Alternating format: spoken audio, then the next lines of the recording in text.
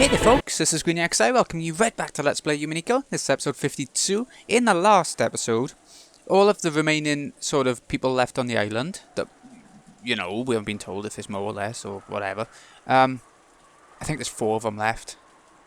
They have headed on over to the mansion. They're exploring outside of the guest house, which is where everyone's been dying, so that's... whether that's the smartest move in the world, we'll see now. Let's get going.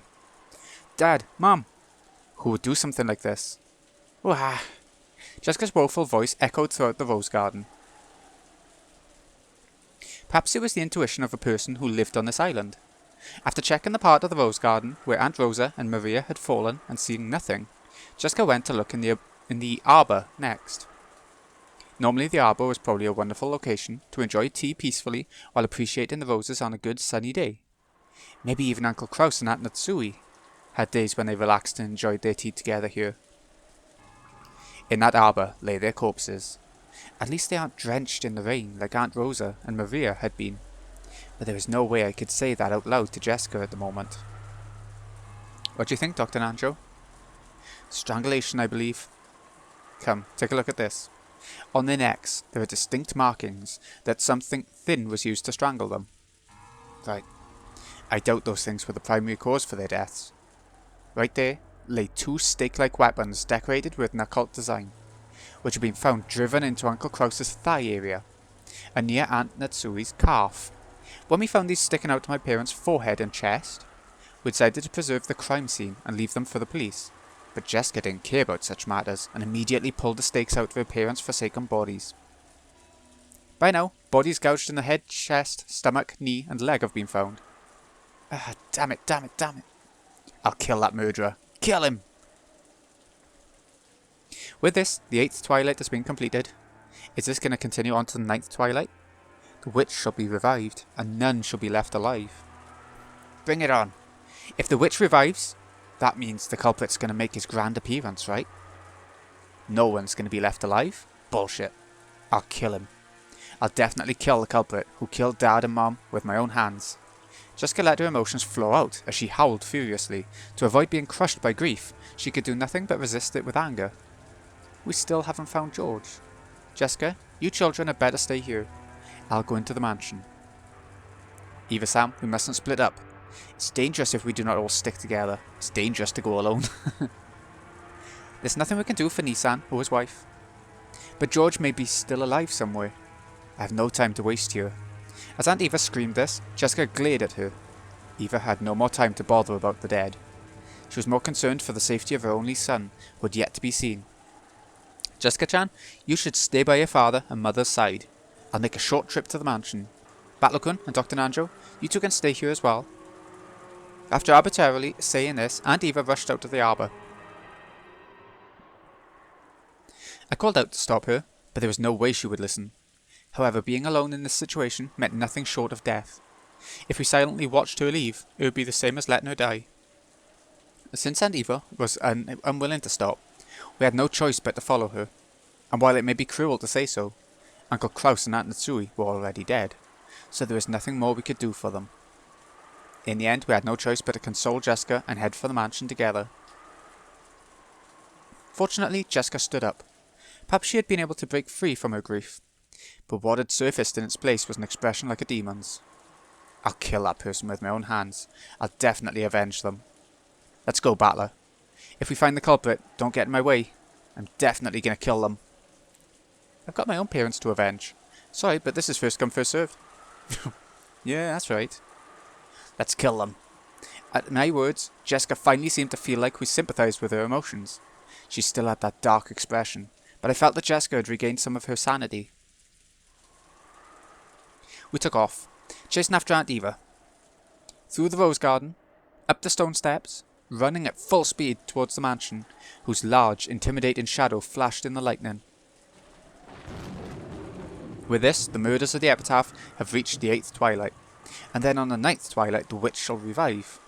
None shall be left alive. I'll most likely lose my life, but at the very least, I want to burn the truth into my eyes. That's the only thing motivating me to move right now.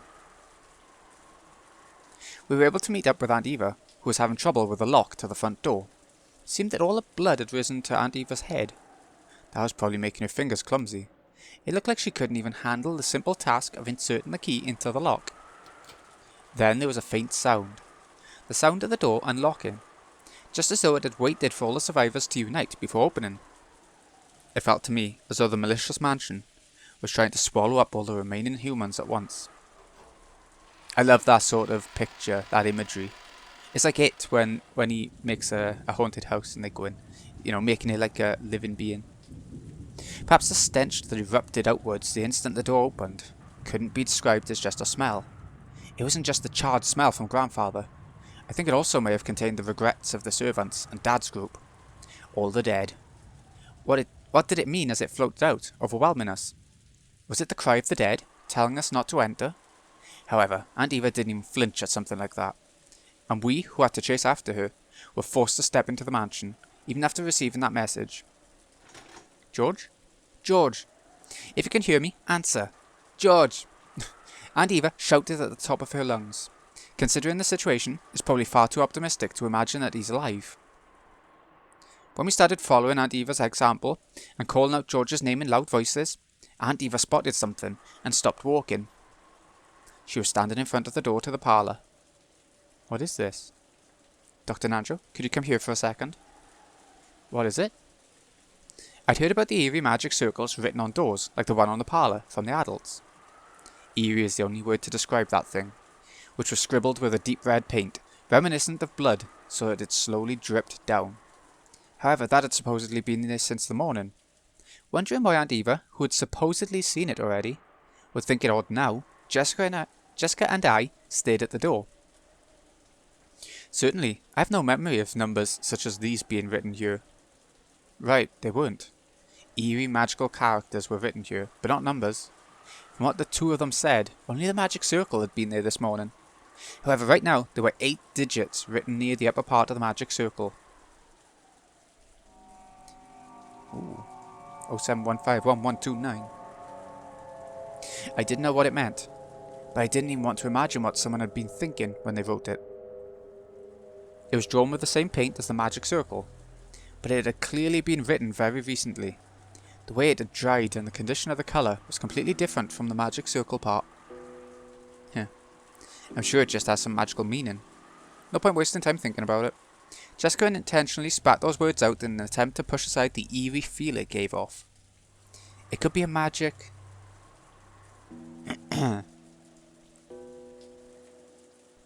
Square. The idea that a ward against magic can reside in a certain sort of number play. I believe everyone has heard of the one where adding all the numbers in each row and column leads to the same sum. Wasn't that a group of numbers buried in a rectangle? This is just a single row. I don't have a clue what it could mean. What Jessica Chan said is probably correct. There isn't any point in us wasting time thinking about it. Even though she said that, she probably suspected that it actually meant something. Aunt Eva was deftly writing that number down on an old receipt or something with a short ballpoint pen. Unless it had some obvious pattern, it'd probably be tough to memorize a code made up of an 8-digit number. Could this be a date or something? A date? What are you talking about? Well, it's probably a coincidence, but my birthday is July 15th. Once I thought that 0715 might refer to July 15th, I figured that if 1129 stood for November 29th, maybe that'd fit perfectly. Why would your birthday be written in a place like this? And what's up with November 29th? That's what I want to know. Still, it's probably just a coincidence. When I thought about it, it started to feel a little creepy. What if someone's birthday was November 29th? That's not the birthday of anyone else in my family. Not Dad, or Kirie-san, or Angie. And of course, it isn't my mom's either. Nothing comes to mind. I don't believe it's Kinzo-san's or Genji-san's birthday.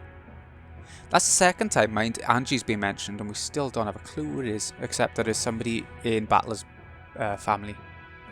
It isn't from my family either, and it isn't Rosa's or Maria-chan's. It can't be anyone in my family. It isn't Kanan-kun's or Shannon's. I always give the servants presents on their birthdays, so I know it for all of them. But I don't know anyone who was born on November 29th. Once we started imagining that the 8 digits weren't meaningless, but actually 2 dates written together, it really started to look that way. However, its true meaning may be something completely different, or there may be no meaning at all. Anyway, since we don't have any real clues, it's probably pointless to stand around here worrying about it. The inside of the parlour's much more important. This morning, behind each of the doors with a magic circle drawn on them, had been the body of a victim. So if something new has been added to this door, does that mean something new has been added inside the parlour? When Aunt Eva tried to open it, she felt the resistance of the lock. She immediately took out a master key and put it in the keyhole. As soon as she opened the door, Aunt Eva let out a high-pitched scream and ran inside. That alone was enough to tell us what had happened inside the room. Dr. Nanjo and I looked at each other, and I shook my head slightly as we entered the parlour. George! George! Hang in there! George! Dr. Nanjo, quickly! George Umineko lay there crumpled alongside Shannon-chan's corpse. His chest was stained bright red, and judging by his still-opened eyes, I'd hate to say it to Aunt Eva, but I couldn't pick up any signs of life. After moving to take George's pulse, Dr. Nanjo shook his head, wordlessly reporting that George was dead. Brushing him aside, Aunt Eva once again crouched beside George Umineko and started crying at the top of her lungs. With Uniki's death, one thing is certain. The murders hadn't ended on the 8th twilight. The epitaph was being carried out in its complete form, including the 9th twilight, and none shall be left alive.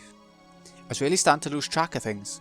For some reason, Aunt Eva's half-crazed cries actually made me cool down. Crestfallen and exhausted, I flopped onto the sofa and plunked my feet on top of the table. Maybe all these murders numbed my heart. Instead of just being frightened, I felt completely confused. Dad and Kirie-san are dead, and people have been killed off one by one, starting with the servants. And there's been a hell of a lot of them by now. I don't know when the first murder happened, but they might have been killed at a rate of about 1 person per hour by now. We believe that the boat will come for us around 9 o'clock tomorrow. There's still a full 12 hours until then. How many more sacrifices to the witch will there have to be for us to survive? We're the 4 of us. If one goes each hour, we won't last any longer than 4 hours. We don't even know if we'll last until midnight tonight. Yesterday, after lunch, we came into this parlour.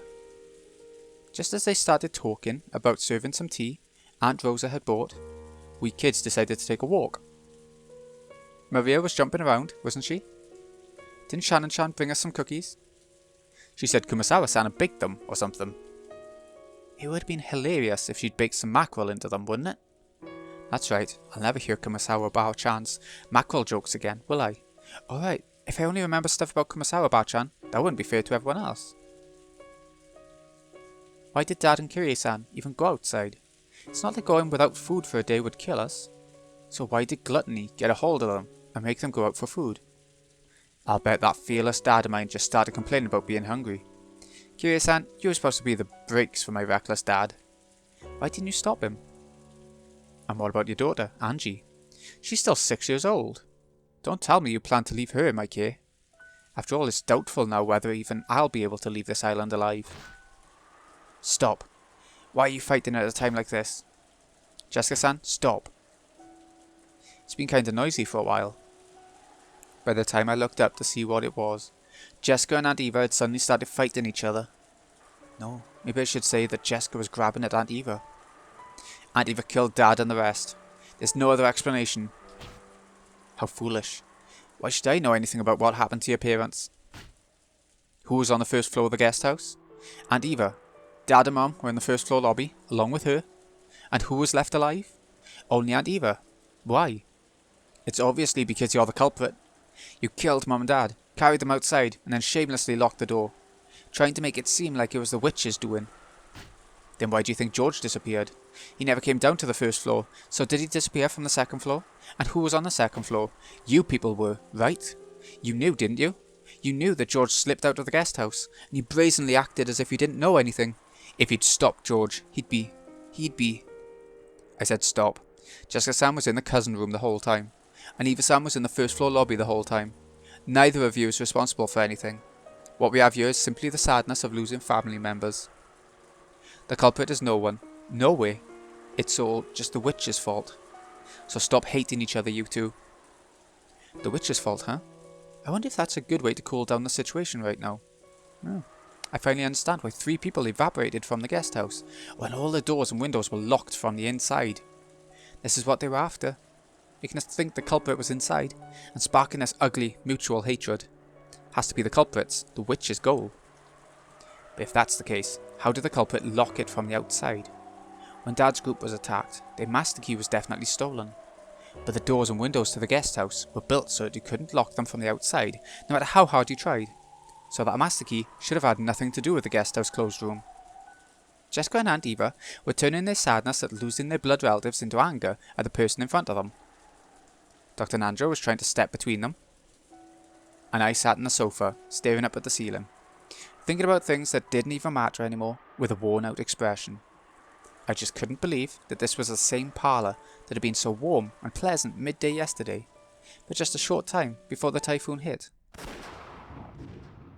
Gah! Uh-oh. The sudden sound of a gunshot shook me out of my half-sleeper trance. Smoke was rising out of the barrel of the gun Aunt Eva held. Jessica had fallen to the floor and was covering both her eyes. Aunt Eva and Dr. Nandro were looking down at her in shock. Are you okay, Jessica-san? Jessica-san? It hurts, it hurts, it hurts. It was my fault. This happened because you came at me even after I told you to stop. Hey, wait a sec, what's going on? So did Jessica grab at Aunt Eva, which turned into a scuffle? Did they start fighting over Aunt Eva's gun? Did some kind of impact cause the trigger to be pulled? I didn't know if the bullet had grazed her or if she'd been burned by the discharge. But either way, Jessica was covering both of her eyes, screaming, it hurts, and rolling around on the floor. Don't worry, calm down. It's not a serious wound, so get a hold of yourself. My eyes, it hurts. I can't see, I can't see. Dr. Nandro let Jessica borrow his shoulder, saying that he would tend to her in the servant room. The servant room in this mansion had a bed and a first aid kit, and was able to function as an infirmary. Damn it. You killed Mum and Dad. I'll kill you, I'll kill you. It wasn't me, it wasn't me. Jessica-san, you'll aggravate the wound, so don't move about. Come, let's go to the servant room. Jessica continued to curse Aunt Eva as her parents' murderer. It seemed that Aunt Eva couldn't conceal her trembling at the fact that she had pulled the trigger, even if it had been an accident.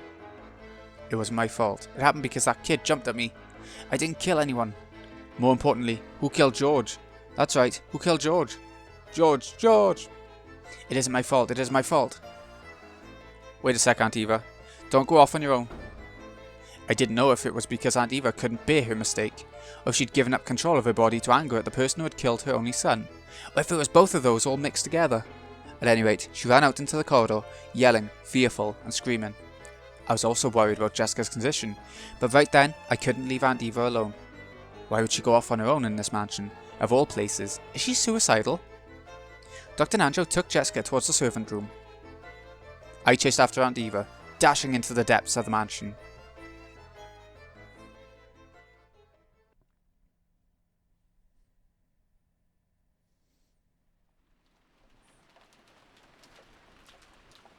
After sitting Jessica on the servant room bed, Nandro told her several times not to touch her eyes and examined the affected area. The barrel had probably been near her eyes. There was a possibility that the flames from the discharge had injured her corneas. There was no threat to her life, but it would probably be necessary to take her to a doctor as soon as possible. Nandro applied emergency first aid, covering the affected area with gauze and wrapping it with a bandage. As a result, Jessica completely lost her field of vision. Is that okay? The wound may hurt or itch, but you mustn't scratch at it or rub it. When tomorrow comes, let's go to an ophthalmologist as soon as possible. That bitch, she really was trying to kill me. If the angle had been just a little bit off, I'd have been killed by now. I'll definitely turn her to the police. Eva-san would not do such a thing. That was an accident. Call that an accident? She killed Dad and Mum. There's no way any 19th person or witch exists on this island. She's behind everything. She was the only one on the first floor of the guest house. George and Sam must have seen her kill Mum and Dad, and she killed him to keep him quiet.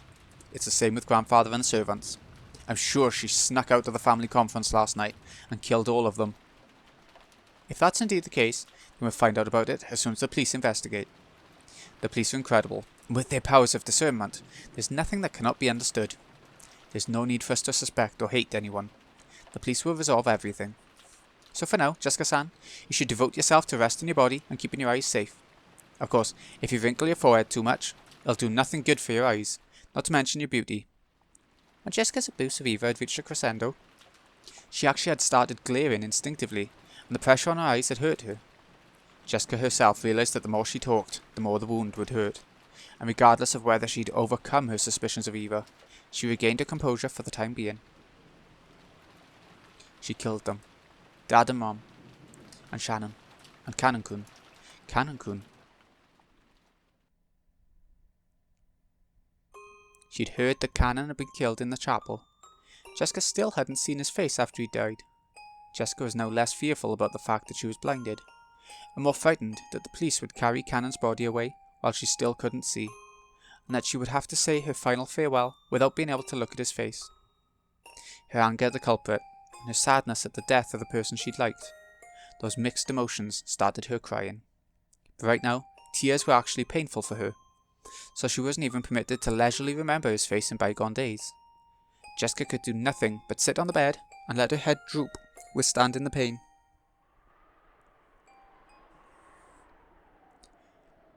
Well then, now I'm worried more about Eva-san. I hope she isn't too shaken by this. Realising that Jessica had calmed down for the time being and letting out a sigh, he stuck his head out into the hallway to look for any sign of the others coming back. Oh. Well, Eva is there, I guess. Then their eyes met. Nanjo, unable to understand who this person was bewildered for an instant. I hear the people who have lost the power of sight have zero anti-magic power and magic resistance power. In other words, you're an isolated pawn right now. Understand what that means?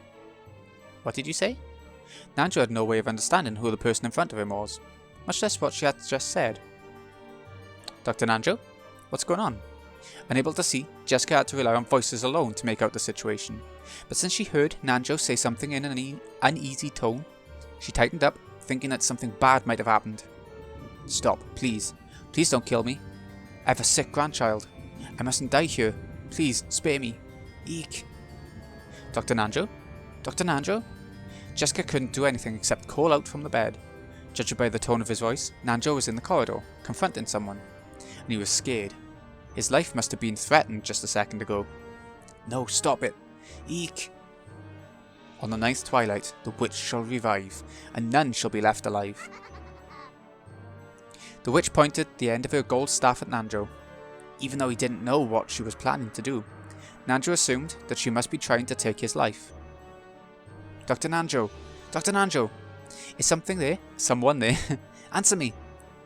Stop it! Bang! A sharp sound echoed. And just as sharply, the tip of the golden staff tapered and stretched, slicing into Nanjo's forehead. Jessica, who could only try to grasp what was happening with her ears, had no clue what was going on. But even so, she was able to realise that with that sound, Nanjo had died. And she could tell that that person was now in the corridor, right in front of the servant room. Furthermore, since she couldn't see, she wouldn't be able to run away, much less resist. Knowing that she was a mouse in a trap, and in a life or death situation, Jessica shuddered. Oh, Jessica, too bad, you guys got injured. Now you can't even escape. I'm gonna play a whole lot with Nanjo's corpse now. When I get bored of that, I'll kill you next, and play a bunch more. No, wait, if I've got you here blind already, I won't wait until you're dead. I'll have a lot of fun with you before I kill you too. So wait here, shaking for a while, okay? As you try to imagine all the ways I'm playing with Nanjo's corpse. Jessica was struck with fear and let out a frail scream. She wanted to scream in a much louder voice, trying to get someone to help her, but she couldn't. When faced with true fear, it clogs up a person's throat. Right then, Jessica could barely even breathe. Help me! Help me! She searched around with her hands, trying to find some way to escape. But even though she should have known this room well, just being unable to see made it like a closed room of darkness. She ran into a shelf or something, and things like candy jars and bottles fell down, hitting her on the head.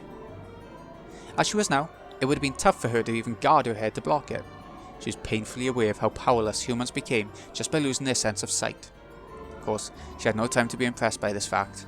She crawled around at random, trying to escape from that place, but she kept bumping into things that she didn't understand, getting hit by various fallen objects, and it felt like the entire room was alive, bullying her and refusing to let her escape. Then a footstep could be heard from that presence in the hallway, and then a voice. She'd probably poked her head into the room, since Jessica had been so loud. Really are noisy. Act like a lady and wait there on the bed. Because I'll give you a wonderful blood-red death outfit, fitting for such an honoured daughter.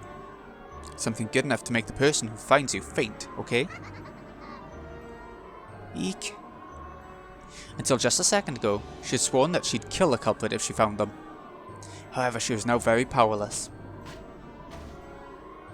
She couldn't do anything except let out a scream, crawling around on the floor and bumping her head into the bed and the legs of desks. Help me, help me, someone help me. Dad, Mum, Battler, someone, come. Help me, Canon-kun. In the corridor, as the witch thought of how to toy with Nanjo's life, a single gold butterfly secretly watched that scene from the corner of the hallway. It was Bido, who had barely escaped with her life once before. The gold butterfly softly returned to human form. It was faint and transparent, like a lace curtain. By now, her power was so weak that even maintaining this form was difficult for her. Right next to her, Ronove also appeared. It's unlikely that Jessica will survive. Of course, there were to be no survivors from the very beginning. She has grown feelings of love for Canon. I've toyed with them at times. However, such behaviour was shameful for a witch. Love's the single element. Romantic love is even more pure, more sacred. Though for some reason, you seem to despise it thoroughly, milady. Teacher told me, magic exists to bring people happiness. That's something I myself must have been aware of in the past. When I forgot that, I stopped being a witch. And so, I lost the right to be Battler's opponent. I can hardly believe it, milady. Do you actually intend to rescue Jessica? It'll be dangerous. I know. Even if I do save her, she'll become a plaything of the witch's banquet when the door to the Golden Land's open. But even so, that death would be far more compassionate than what that person would do to her. The witch's banquet steals lives in a terrible way, but does not do so more than once. It does not toy with life and death. However, that person's different. She kills over and over. She kills for fun. There's not even a trace of compassion there. I want to at least save Jessica from that kind of cruel fate. Certainly, by carrying that out, you would probably be praised as a good witch. However, the new Beatrice-sama already views you as hostile, milady. If you were to be seen by her again, you'd not have any method of escape this time, correct? When I reunited George and Shannon, I finally understood what a witch is, and what magic is. I'm a witch. I must act as a witch, and I must be acknowledged as Battler's opponent, and make Battler accept me as a witch this time around. The road to that goal may be long and difficult. However, if I do not take a step forward here, and now, I won't be able to call myself a witch. I understand your feelings. How do you plan to rescue her? There are not many forms of magic that your body is capable of now, milady. Did you not have to borrow George's power even back when you revived Shannon? Indeed. And for that very reason, I may be able to save Jessica. Right now, she is begging for Canon to save her. If I can borrow the power of that emotion, my magic may be able to knock on the doors of the land of the dead once again. You may be able to knock. However, you would use up all your magical energy. If you were to be spotted by the new Beatrice-sama, you would truly be without a method of escape. I'm no longer your butler, milady. Understand that I cannot assist you if the situation worsens. I know. By now, I've toyed with and taken more lives than I can count. So I may not be able to make up for it, except by saving the same number of lives, bringing them through that door. I've had nothing to lose in the first place. I'm just a gold butterfly who has passed its name and magic power on, and who is no longer acknowledged as a witch. What about Battler-sama? You're partway through a game with him.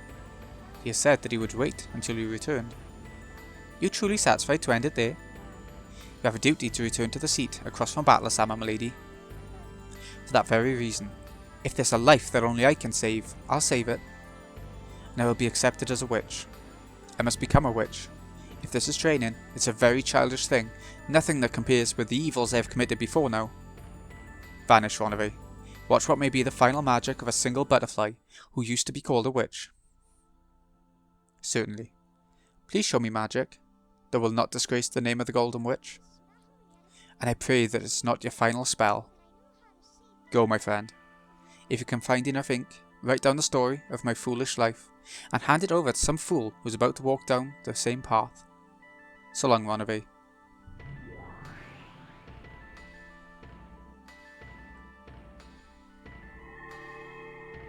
How's she gonna save Jessica?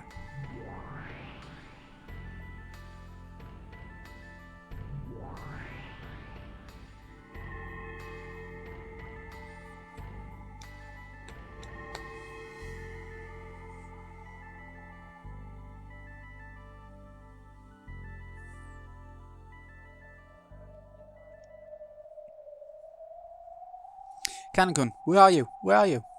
Help me, help me. Milady, I am always there by your side. Canon-kun? Canon-kun? It seemed to Jessica as though she'd heard Canon-kun's voice just then. She looked around with unseeing eyes, but of course she saw nothing. On the contrary, that action caused her head to hit the desk again. Canon-kun, Canon-kun, help me, help me. Yes, milady, I will help you. Canon-kun? You survived? This time she thought she heard his voice clearly. Jessica jumped up in surprise, banging her head against the desk once again. Milady, please, calm your heart and listen. Unfortunately, I'm not alive. Huh? I have already died. However, that witch came to me to tell me of your peril, and she gave me just a little bit of time so that I could save you, milady. Please calm your heart even more. If you do, my form will become visible even to you, milady. Jessica obeyed those words. She chased all idle thoughts from her head and relaxed her breathing. Of course, her heart felt like it was going to explode after hearing the voice of the one she'd liked, and had thought was dead. She resisted the excitement with all her strength. When she did, she felt as though Canon-kun really was right in front of her. Even though she shouldn't have been able to see him with her own eyes, she was able to sense him clearly. Can you see me, milady? Yeah, I can definitely see you, Canon-kun. I exist only as a soul, so I cannot touch you, milady. I cannot do anything except talk to you like this. With my current weak existence, I can do nothing more than that. But I should be able to be of some aid to you, milady. So we can only talk? I can't touch you, Canon-kun. I am now more fragile than smoke from a candle. So much so that if one of the living, such as you, were to touch me, I would be wiped away instantly.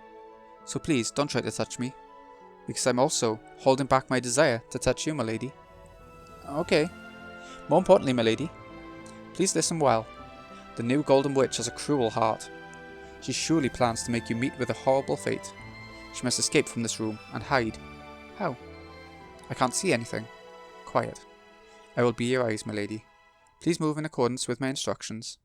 First, please crawl 3 steps from there, then stand up. You are now under the desk, milady. If you stand there, you'll hit your head. That was under the desk. Okay, 1, 2, 3. I'm gonna stand. Well done. Next, please turn to face towards 9 o'clock. Yes, well done. Ha, this is pretty embarrassing. Ah. You okay? This wound hurt? No, I'm fine. What next? Jessica thought that if this was a dream, she didn't want to wake up. And if she were allowed to, she would have wanted to take off the bandage covering her eyes and see him. However, if she did that, Canon might vanish like frail candle smoke, just like he himself had said. She was afraid of that. So she satisfied herself with just listening to his words once more, repressing her desire to see him, to hold him. Therefore, what hurt her eyes now were tears of gratitude. Tears of gratitude for the god, or maybe the witch, who had given her this miraculous moment. Is this okay? If we keep talking like this, won't we be noticed by her? Won't our voices be heard? I've erected a secrecy barrier. As long as we don't make any loud sounds or speak noisily, no one will notice us. That's why people can't tell when I'm around. I don't really get it, but anyway, we'll be fine as long as we stay quiet, right? What should I do next? Please walk 10 steps in that direction. You'll touch the sofa. Please continue along that. Do it slowly. Stay calm. Believe in my words. Sure. It's weird. Even though it's so scary not being able to see, I'm not scared at all if you're with me, Canon-kun. Yes, that's the sofa. Trace it to the left while advancing slowly. There's a table just to your left. Be careful not to bump into it with your shins. It was a very, very strange and bizarre team effort. Even though she would have been killed in an instant if the terrible witch noticed her, there was no fear in Jessica's heart. She was being protected and guided by Canon, someone she thought she'd never be reunited with. It would probably be just a momentary miracle. Even so, Jessica was deeply grateful for it. If she hoped for too much, she was sure that he would disappear, so she tried not to ruin this faint miracle. And trying to engrave this moment into her heart for all eternity, she slowly, Slowly continue to walk, obeying Cannon's voice. Okay, if you walk 10 more steps, you'll exit the servant room. Then please turn to face 9 o'clock and keep walking very slowly. Put your hand on the wall to your right and keep on following that. I'll take you to a safe room. If I go there, will you leave, Cannon-kun? Cannon didn't answer, but his lack of an answer was enough to tell her the truth. Then, no way. I don't want to go. If you stay here, you'll be killed by the witch. I don't mind. If I'm killed, I can go to the world where you are, Cannon-kun. My lady, please listen to me. The human world is too bright and painful for the dead, like me, so I cannot stay for long. So, my lady, please allow me to use what time I'm allowed to guide you to a safe place. Because after that, I'll stay with you until my time runs out. Is that the very best you can manage, Cannon-kun? Yes. In exchange, I'll stay by your side as long as possible. I'll stay with you and talk with you, my lady. Talk about what? What do you want to talk about? I don't care what, as long as you're willing to tell me, Cannon-kun. Well then, I'll tell you the story of a cowardly servant boy who lacked all courage. The story of a foolish and pitiful boy who fell in love with a young lady as radiant as the sun. Even when the lady confessed those same feelings to him, he lost to his cowardice and was never able to be honest with his feelings while he still lived. Yes. Then I want to tell you a story too. It's a story of a cowardly girl who couldn't muster the courage to tell the boy she loved how she felt, much more often. The story of how that girl, after being reunited with that boy by a miracle from God, used that chance to finally muster up her courage. I also want to hear that. So for that reason as well, let us go to a safe place. Yeah. If I could be with you, Cannon-kun, I would walk however far, however long it took. I don't need eyes anymore. If you tell me to step forward, I will take that step, even if it leads off a cliff. Thank you. Come, my lady. Let's go. The first 10 steps. No, I don't like it. I won't do it unless you call me Jessica. Understood. Well now, Jessica, take the first 10 steps. Yes. Cannon-kun.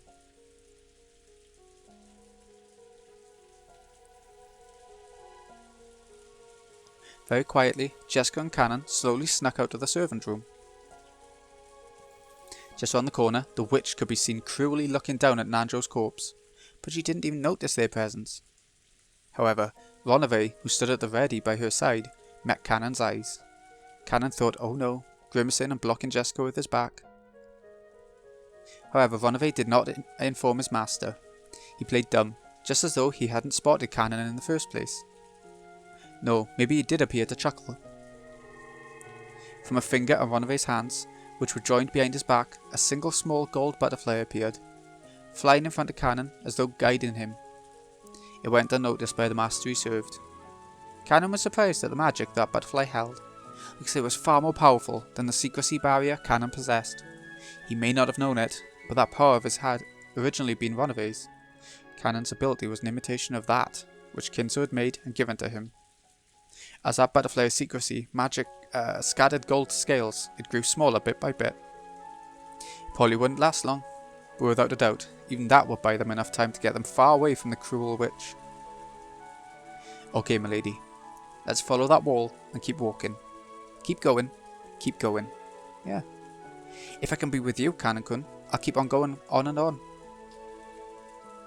Led and protected by the gold, small butterfly, the pair separated by the wall of life and death slowly walked away towards the end of the corridor. There's no way that the evil witch could have had magic to notice their flight. Till they disappeared at the other end of the corridor, the witch didn't realise that Jessica had vanished.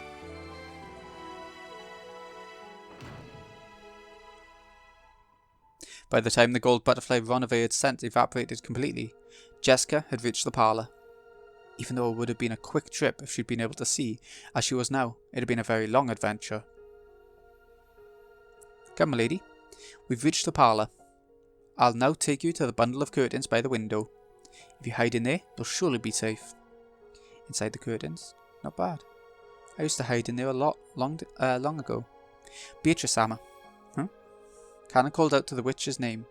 Jessica looked around in surprise, but she obviously couldn't spot the witch when she couldn't see. Beto had appeared once again with a faint form. Cannon squared off against the figure of the evil witch, but Beto's expression was soft, or even pitying.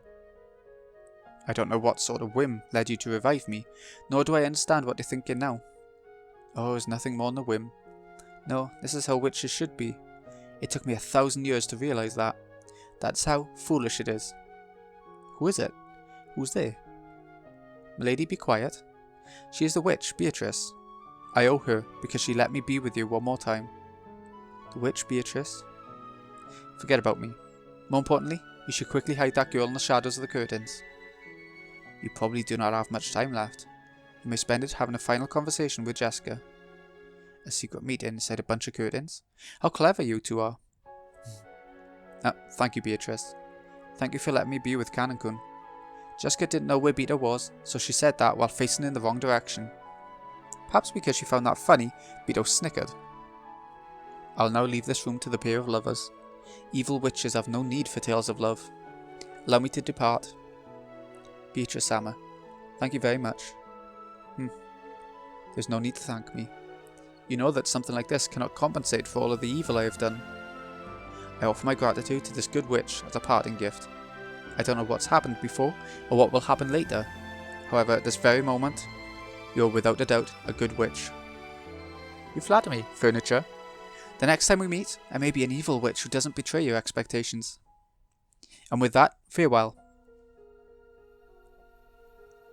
Beto left the parlour and closed the door, and mustering the last of her remaining magical power, she sealed the door. The fact that those two had escaped into here would eventually be noticed.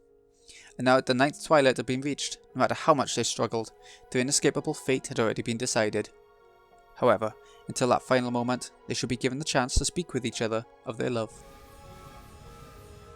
The witch poured out all of her magical power to protect their time together, so that no one would be able to defile their time alone until the last possible moment. At that time, Beto noticed something. Her body had been detected by a magical searching technique. The evil witch's furniture had sniffed this place out. So boorishness is the witch's way of doing things after all. To think that she doesn't even intend to let those two young ones speak together of their love.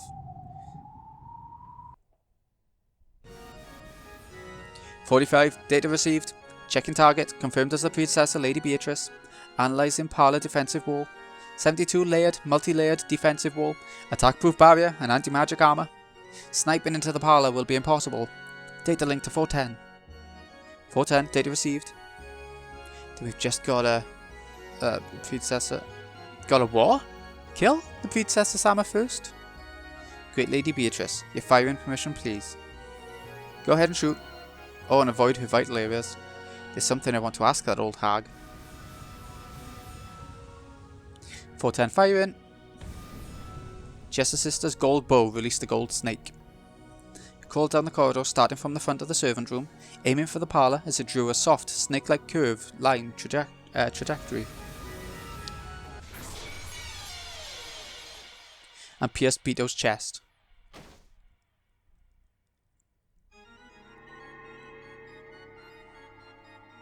Gold butterflies gathered, and the cruel witch appeared along with her furniture. Princess Sama, no further obstructions will be permitted. I didn't think they would be. Still, the Chester sisters really have gotten rusty. To think that they failed to bring me down. And twice at that. One they spoke in a manner befitting the witch's butler. As she pushed her pain aside, Beto grinned and spoke back. My apologies, Princess Sama. We were ordered to avoid vital areas. As soon as we get the order, we can pierce you at any time. You can pierce a hole in your ears, a hole in your belly button, any hole you like. The gold snake that had pierced Beatrice grew even longer, drawing a funnel-shaped helix and awaiting its next order. It was prepared to pierce a vital spot as soon as the evil witch told it to. For what reason would someone like you, who is no less brutal than I, make them avoid my vital areas? New Beatrice? I wanted to ask you something.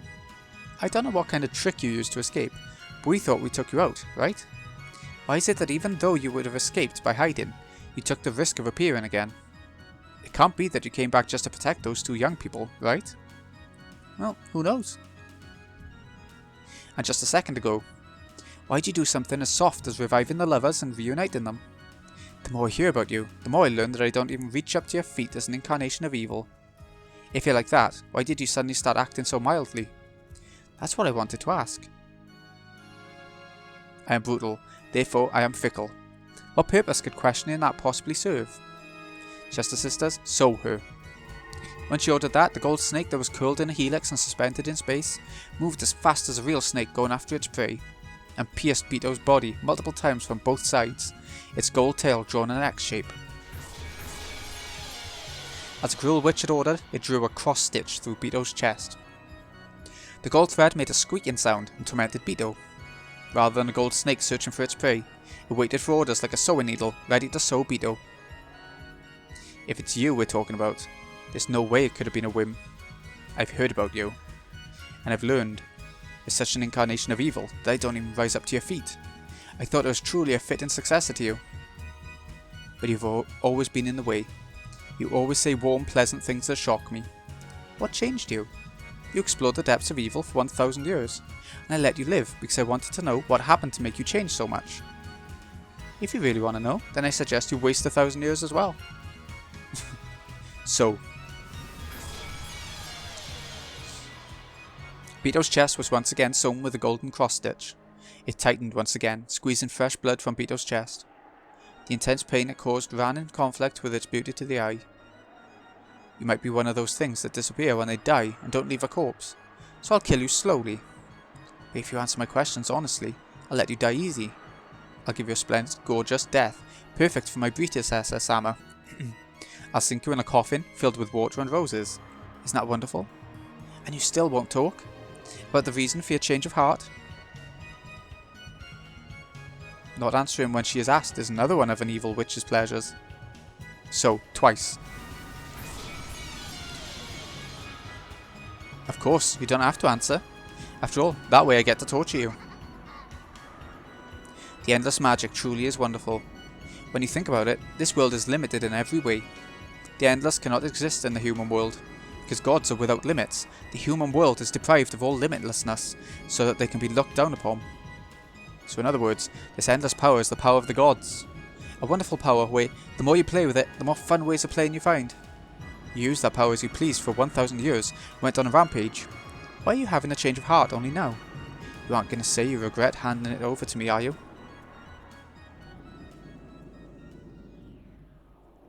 A little bit, maybe.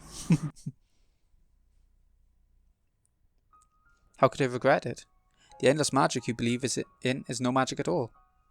True magic lies in a deep abyss that you most certainly cannot reach. This is what you realized? Then what is it? Wander about for 1,000 years without realizing, foolish witch. So, 3 times this time. Beto's chest had been embroidered with a gold thread. It tightened even more, causing Beto more and more pain. Well, that's fine. I'm no longer curious about what kind of revelations an old hag who refuses to die might have had. I'm bored now, so I'll just kill you. If I do, the barrier around the parlour will dissolve. Then I'll torture Cannon and Jessica to death a whole bunch of times. Being able to have 2 lovers as my toys at the same time sounds pretty fun, right? Kill her.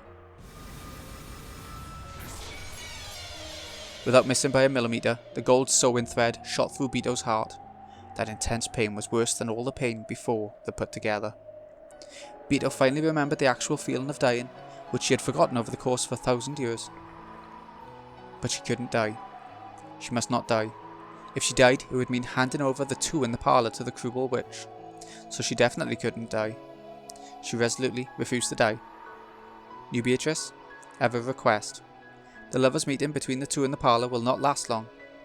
In the amount of time an hourglass can measure, Cannon will probably vanish into the land of the dead. Would you please allow them at least that much time? No way! Isn't tearing apart 2 who love each other fun? You said it yourself, so I want to try it. In that case, I mustn't allow you that pleasure. Yes, it can be fun, tearing apart lovers. Really? I'm sure it's fun. So don't get in my way. So more! So. 410, understood.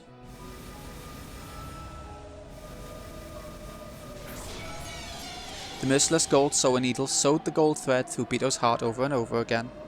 However, no matter how much it tightened, that heart did not stop. This isn't nearly enough. I won't die by something like this. What are you doing? Make this old hag shut up. Kill her quickly. But killing her, Even though we've sewn her heart in place several times, this person's heart won't stop. You're immortal.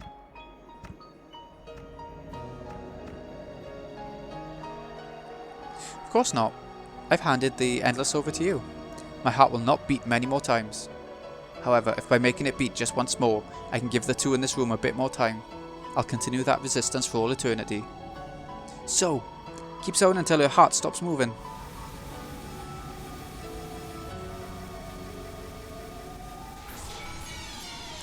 That was a lot of sewing.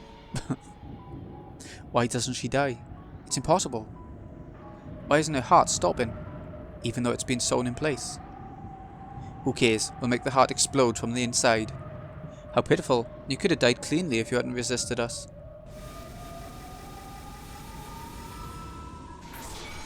As he said that, even though the gold needle and thread made round trips over and over again, Beto still didn't die. The cruel witch eventually grew pale at how bizarre that was. What in the world are you? You probably can't understand. Even I didn't understand, and yet, somehow or another, it seems that this is true magic. In other words, I have now become it. I have become a true witch. Fix an explosion center in heart interior. Fuse preparations ready. Explode.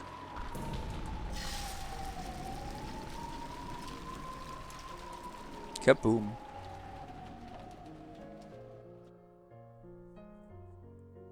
There was a terrible sound, and gold leaf was scattered around the area, along with a cloud of gold butterflies. Beto's chest had opened wide from the inside, and from that gold butterflies and gold leaf poured out, staining the surrounding area gold. Then Beto's flesh crumpled. Like a puppet whose strings have been cut, she crouched down and crumpled. However, a gold heart tied by gold threads floated in the air and continued to beat. What the? Monster. When the Chester sisters saw that, they fell on their butts in shock. Somehow, even though Beto had become nothing more than a heart, it still kept beating, continuing to protect the barrier of the parlour. It was an immeasurably vast magical power, impossible to measure. In other words, endless. I'm the Endless Witch, right? Why is this old hag still alive after all this? Chester sisters, smash that heart. Quickly. It's impossible, my apologies. We can't do it. Indeed, it probably will be impossible. No number of people could crush that heart. And certainly not the soldiers who serve under His Highness, the Dragon King. In that case, an Endless Witch like me should be able to crush it, right? My power is that of a god. I'm afraid to say that your power cannot leave a single wound on the Endless of Beatrice Sama. Just what do you mean by that? Just as there can be no light without knowledge of shadows, there can be no infinite without knowledge of the finite. Before my Lady Beatrice's true endless power, your frail magic is quite lacking. What is that? The cruel witch was surprised and stepped back. It was thinner than a lace curtain, but Beto's form, no, Beatrice's form, was still standing there. Even after being laid bare so tragically like this, she refused to let evil through that door. At that time, a shadow just as thin as Beatrice stood behind her. It was Canon. Beatrice Sama, thank you very much. I won't forget what you've done for us. I'll hear those words of yours once the number of my blessings has surpassed the number of grievances I've caused. Was that long enough? Yes. Truly, thank you very much. And Beatrice Sama, you have also done enough. Please, be at peace. Is that so? Is this enough? Huh. What's going on? Why are you guys calling that old hag Beatrice? Beatrice is my name, right? It's got to be, since I'm the new Golden Witch and Endless Witch, right? How rude. How dare you claim Beatrice Sama's name? I'm afraid to say that the name of Beatrice Sama belongs to the one crowned as the Endless Witch. Right now, you are the predecessor. What did you say? Farewell, Canon. I'm sure I'll see you soon enough, in a new nightmare. In the nightmare of a new night, I'll once again be your companion, Beatrice Sama. With that, if you would excuse me. Canon's form grew faint, and he disappeared into thin air. After watching him go, Beatrice's form also grew faint, and before disappearing, it slumped over onto the floor. Then there was a splat. The golden heart that had been floating in midair lost its sparkle, became blood-stained flesh, and fell to the ground. How frail it was. It was ragged and full of holes. But until a moment ago, it had sparkled so much, had continued to beat so forcefully. That heart still just barely managed to beat. However, it was only a matter of time before it stopped. Beatrice, whose form had become fragile and faint like incense smoke, lay on the floor, steadily watching her own heart. There the cruel witch could be seen. What do you mean, endless? Aren't you actually collapsed in a heap right there? How can there be a finite infinity? That's a contradiction. It couldn't exist. This is the limit of your magic. The endless is better than the finite. Beatrice no longer even had the will to respond. No, on the contrary, it was doubtful that the words of the cruel witch even reached her ears. If you're a real endless witch, try standing up. How's it going? You can't stand, can you? Why do you think you can't stand? It's because you aren't the endless witch. The cruel witch poked Beatrice's heart with her fingernail. Beatrice had no words with which to respond to that provocation. However, instead of words, she returned a single expression. It felt humiliating only to the cruel witch. Excuse me. Because she had gently curved her mouth and smiled.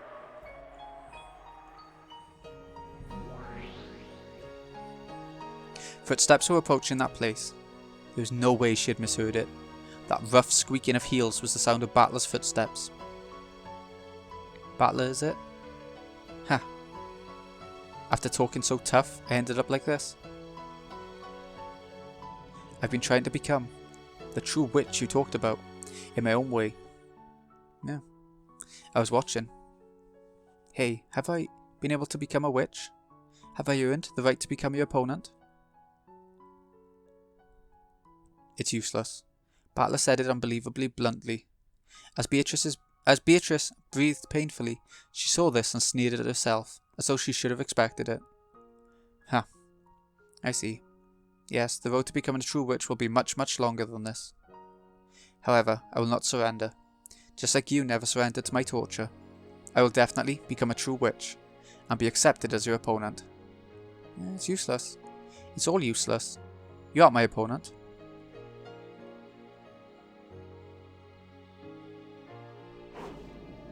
The cruel witch raised her foot high.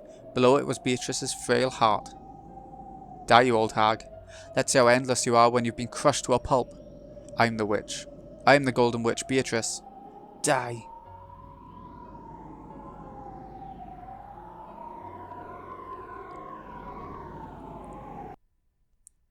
It's useless. It's all useless.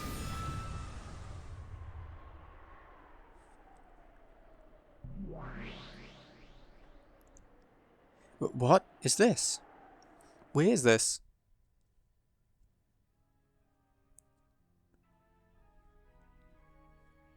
Get in your seat. Beto isn't my opponent. You are. Battler? What kind of magic is this? Who cares? It doesn't matter. Just the sisters. 45 understood. Attacking everywhere. 410 understood. Die, Battler. The Chester sisters each readied their own golden bows and fired golden arrows. The two only pulled the bowstring together when using precision guidance. If they were fighting against an enemy before their eyes, they fired their bows at the same time. And their might did not suffer in the slightest.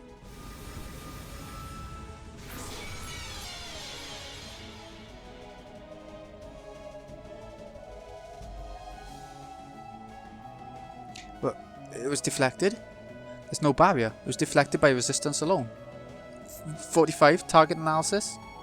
45 understood. Huh? What? Did I break down? Am I insane? Anti-magic resistance power, endless 9. Even mythical class magical attacks won't be effective against the target. Golden bow warheads could penetrate any magical armor through reciprocal corrosion. When one tried to block them with anti-magic resistance power, even 8 digits were not sufficient to prevent their penetration. By the way, even famous gods that appear in myths rarely reach as high as 9 digits. For that reason, 9 digits were enough to measure pretty much all sensible values. Battler had buried all 9 of those digits with 9s. How foolish. When Battler-sama gets serious, magical arrows and the like aren't enough to even make his hair tremble. The Chester sisters dropped their golden bows in shock. To Battler himself, it was as though a pair of dragonflies had flown past his shoulder. What are you doing? Is that some kind of game? Eek. Monster. Stay back, small fries. Get in your seat, fake witch. I'll tear off that mask of yours. Eek. The Chester sisters couldn't hide their fear at Battler's ferocity, and they backed up as though they'd been struck. Beatrice watched the scene in shock. Battler, what is this supposed to be? Just like you see, you aren't my opponent. She is. That imposter over there who's using your name. I'm fighting against a witch. I face off against an opponent who claims to be a witch, and I deny witches by defeating them. I've seen more than enough of your arrogance. Then Battler's eyes grew as sharp as blades as he stared down the cruel witch. What do you call him magic? What do you call him witches? You're no witch. I'll rip that mask off and tear it to shreds. Virgilia, get ready to fight. Understood. Preparations are complete, so go whenever you're ready. Beatrice, stay back and rest. Indeed. Beto looked at Battler timidly. She still hadn't been acknowledged as his opponent. Was she qualified to watch the game board from the sidelines? Beto, stay back and watch. I'll tear it off. I'll thoroughly dismantle this fake witch. I won't let someone like this call themselves a witch. You protected the honour of true witches. You don't need to say anything. On your behalf, I'll teach her that the name of the Golden Witch definitely isn't that cheap. Battler. Those are the general rules. Thank you, Ronavy. I get most of the rules now. I see. You can't win with magic, so you come to face off with me in a world where victory is decided by something other than magic. Foolish people. Do you really think you can win against me with twisted logic? Yeah, I do. I'll crush all your twisted logic, Aunt Eva. I'm not Eva. That's the name of the old shell I shed. I'm a true witch, born inside of her. Don't try to trick me. Your true form isn't a witch or anything like it, but a flesh and blood human. The human culprit, Ashurmaya Eva. Virgilia, reconstruct the second twilight. Understood. On the second twilight, Rosa and Maria were killed in the Rose Garden. We begin by applying the Eva culprit theory for that case. Ridiculous. Come, arise, try to remember. What form did Ashurmaya Hideyoshi have? What's this supposed to be? It's a summoning of the dead. A witch can easily bring even the dead up to the stand for testimony. On the opposing side, a transparent Uncle Hideyoshi was summoned. Talk about convenient. He looked as though he couldn't see what was going on here, almost like a person on the other side of the TV. Witness summons. Ashurmaya Hideyoshi's testimony. Come Hideyoshi, speak. I was taking care of Eva in our room the whole time. Of course, Eva didn't leave the room. And Eva. Around here, testimony that isn't read isn't worth crap. I demand that he repeats it again in red. Oh, yeah, that's right. Sure, say it in red. I was in the room the whole time, for the whole stretch of time surrounding the crime. See, look, this makes it impossible for Eva to be the culprit, right? How will you counter this? Ridiculous. That move's so lame I could yawn. Beto never used such childish tricks, not even once. Battler. Repeat it. Aunt Eva was also in the room for the whole stretch of time surrounding the crime. Uncle Hideyoshi was just there to create an alibi. You made him stay in the room and stealthily snuck out. If that isn't true, this guy should be able to say so in red. I refuse to repeat it. Hideyoshi's evidence is sufficient. There's no need for me to repeat that, right? She has refused. You need show no mercy. This is check. Yeah, I'll take it. This opponent's slow. Check. Maybe Uncle Hideyoshi didn't leave the room the whole time, but saying he was taking care of you the whole time is a bright red lie. Therefore, no alibi exists for you. You had a chance to slip out of the room and kill Aunt Rosa and Maria. If you think you can dodge that, try proclaiming it in red that Aunt Eva didn't take a step outside of her room. You can't, right? Checkmate. What the hell? I don't get it. Sorry, Aunt Eva. Even if you aren't used to the rules, beating your opponent down with all your strength is how this game is played. Right, Beto? Indeed.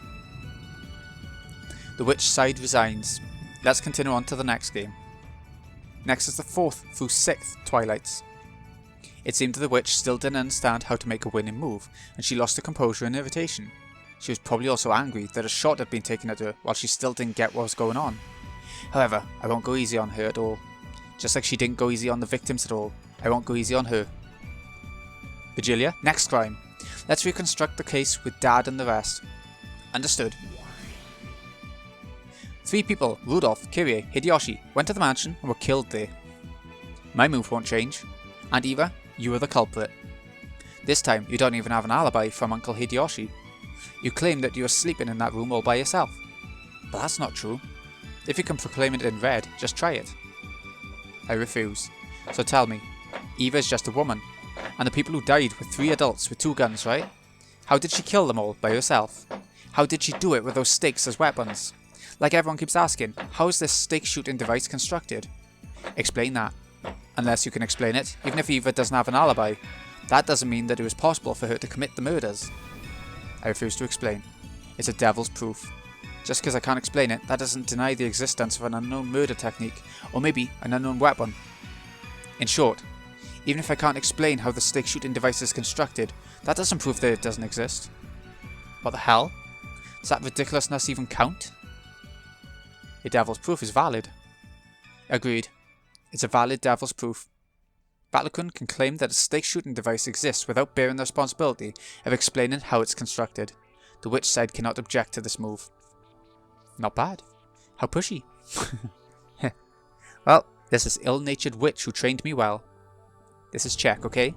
Try saying in red that Aunt Eva didn't take a step out of that room. That's right, you shouldn't be able to say it. If you can't say it, it's over. Checkmate. That's so irrational. This is messed up. Those are the rules of this game. How about some black tea first? And some delicious cookies as well. I don't need all that. Ah, that pisses me off. So you fight like a coward just because you can't win with magic. Don't get irritated. Drink some black tea or something. I'll take mine straight. What about you, Beto? I'm fine. More importantly, Battler, don't let your guard down. Your opponent's only unfamiliar with the rules. This will only really start once your opponent gets the gist of it. But I'll crush her. I'll thoroughly crush her. Because she isn't a witch. If I accept her as a witch, all your stubbornness will count for nothing. I don't care what kind of irrational argument or twisted logic I have to use. I'll crush her with all my heart and soul. Battler's side then stuck with the Eva culprit theory to explain Kraus and Natsui, the 7th and 8th Twilights, in the exact same way. At the time, there had been no one on the first floor except for Eva and the victims. As before, no one could establish an alibi for Eva. Back then, Eva had claimed that they'd disappeared while she went to the bathroom, but there was nothing to support that, and the witch side couldn't repeat it in red either.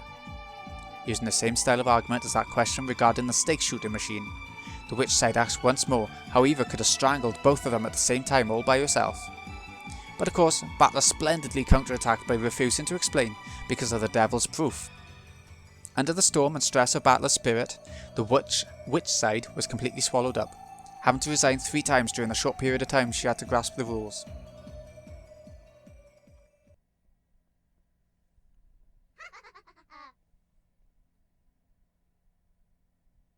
Ha, I see. I'm finally starting to get the knack of it. I won't let you have things your way anymore. This time let me take the initiative. Vanave, reconstruct the 4th through 6th Twilights. Pick out Ashuramaia Kirie. For now, let me return to the murders of Rudolph, Kirie and Hideyoshi during the 4th through 6th Twilights. What's she thinking?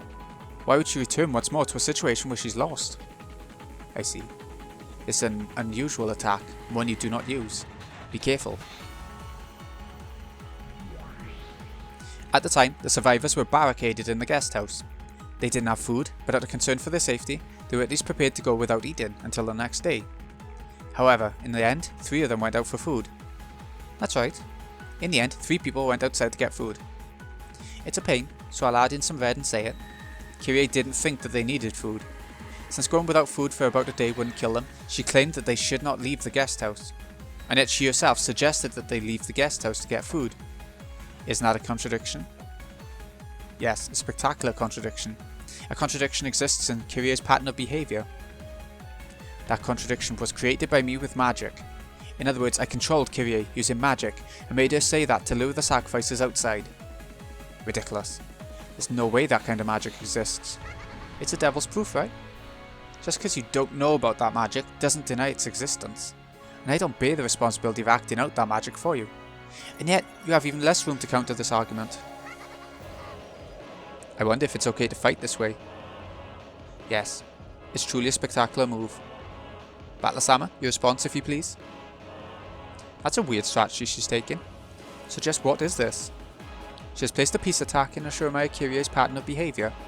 As has already been explained, Kirye's pattern of behaviour had her saying that they should not go outside or head to the mansion in order to get food. And yet she herself took the initiative, taking the contradictory action of going out to get food. Unless you can explain this contradiction, she will use this violent move to claim that magic was the cause. Well, that's probably what Kirye-san thought in the beginning. But she probably thought through a few things midway, then changed her mind and decided that food really was necessary. It'd be bad if, when things got tough, we were so hungry that we had no energy, and well. She is claiming that this change of heart was due to magic. In short, while it might be extremely difficult, you must explain the reason for Kirye's change of heart. What are you saying? You're talking about the inside of Kirye-san's head, right? Can I also summon Kirye-san's ghost and question her? Bito, can't you call Kirye-san here or something? She cannot. That's a move permitted only to the witch side. Sorry. Ah, fuck. She was probably thinking of us kids, and on the whole thought the food was necessary, and... You must present a claim through objective means. You'll need concrete proof that Kirye changed her mind and decided that food really was necessary for some specific reason. For example, if someone heard her say that, or if it was written down somewhere. Too bad. The reason she changed her mind was not passed on to anyone, nor was it written down. Therefore, you can only speculate as to what was inside Kirye's mind. So it's impossible to explain. You don't have a single counter to my move. Isn't it your turn to resign now, Battler-kun? It's possible to hypothesize endlessly as to the reason behind your change of heart, and it's impossible to crush all those endless possibilities. A detestably spectacular move. If Battler-sama were to have a method of countering, it could probably only be that move. What move is that? Well, I wonder what kind of move it could be. I have a feeling that it was Milady's specialty, but I can't remember. Could be stingy and tell me. Beatrice, no answers will be given to those who stop thinking for themselves. Think. Think in your own way. Why don't you resign right now? And I'll corner you even more with red. Until the last instant before she died, Kirye's behaviour pattern of not going to get food equals not going to the mansion was maintained. And yet she took the initiative and headed towards the mansion. She was pushing a cart ready to carry food. Why that contradiction? Because I controlled her with magic. This is proof that my magic exists and that I am a witch. Shut the hell up. Are you saying that she never even changed her mind? That the whole time until she died, Kirye-san thought we don't need food and we won't go to the mansion? Then why did she step forward herself and say that they should go to get food and go to the mansion? Are you saying that Kirye-san was being controlled with magic? That's stupid. How should I break through this magic? If only Kirye were here, just told us the reason behind her change of heart. No, I've already been told and read that she never even changed her mind. What should I do? There's no move that the human side could counter with. The more I learn about this game, the more advantageous the rules seem for the witch, right? Even if I lose in a lot of areas, if I can win in just one, that alone can display the existence of a witch. In other words, Battler-kun has no way of denying witches other than a complete victory. How truly funny that even though you thought you could corner me and call me Eva, it's all been spun around by nothing more than the inside of your respected Kirye-san head, right? Just do it, resign. If only you'd just accept it. If only you'd just lose. Damn it. It's impossible for a human to prove. I can't do anything but guess at what the dead were thinking when they acted. Furthermore, I can't deny the magic based on conjecture alone. To break through it, I need objective proof as to why Kirye-san had a change of heart. But damn it. It's been said in red that no proof exists as to why she changed her mind and wanted food. What should I do, damn it? Damn it! Battler-sama, is this your resignation? Not going to get food equals not going to the mansion? But then how should I understand Kirye-san's thoughts, which actually do contradict each other? Can't understand. It's impossible to understand and impossible to interpret. That darkness is all of the witch. Come on, it's useless to think, so quit, okay? You just can't deny witches. After all, I exist right here. I'm the Golden Witch. I stole that name from the former witch over there. You can't deny that I'm Beatrice. Damn it. You have no right to use that name. And yet, I can't think of a move to deny it. Battler could no longer counter this witch, who was laughing insanely in triumph. He didn't want to give up, but no move appeared. He ground his teeth, making fists with both hands. But even so, he couldn't think of a brilliant counterattack. Battler-sama, your time limit's over, so will you resign?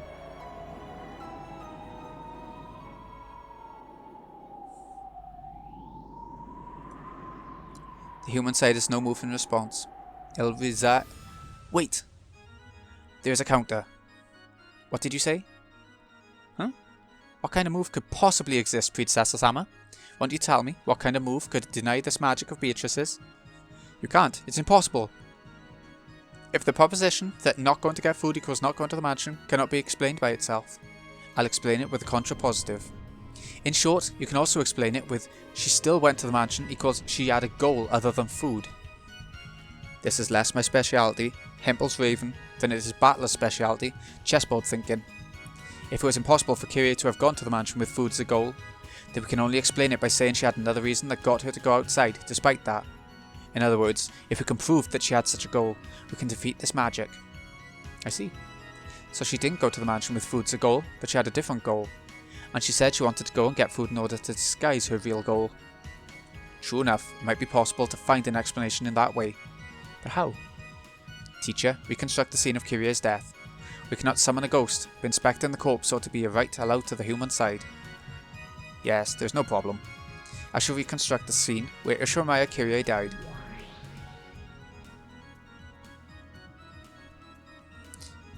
We cannot call Kyrie's ghost here, but by finding out what Kyrie left behind, we may be able to use that as a weapon.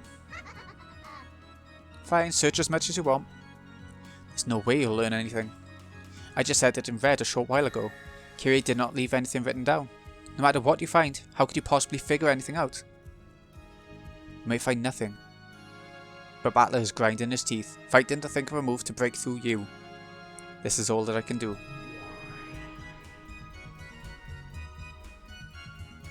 Beatrice landed on her feet in the reconstructed hall, approached Kyrie's corpse and wandered around, observing. I'm completely clueless when it comes to fighting on the human side. We need to find evidence, right? Then what should I search for? The great Lady Beatrice is getting down on her knees and crawling around. She's even indecently searching a corpse. Oh. Say whatever you wish. I cannot do any more than this. I care not how I am despised. However, I cannot throw Battler away, as he is fighting for my honour. Even if I must crawl on the ground and search through dead flesh, I must answer to that responsibility. Bathed in the witch's sneers, Beto searched through Kyrie's corpse. She fished through the pockets, taking what was inside out, and laying it on the floor. Lay on the floor was a handkerchief, tissue, a key to her house, a stub of a boat ticket, a lighter, a cigarette butt, and a single 100 yen coin. There's no special suspicious object. Although Beto was down on all fours and being sneered at, that was all she could find.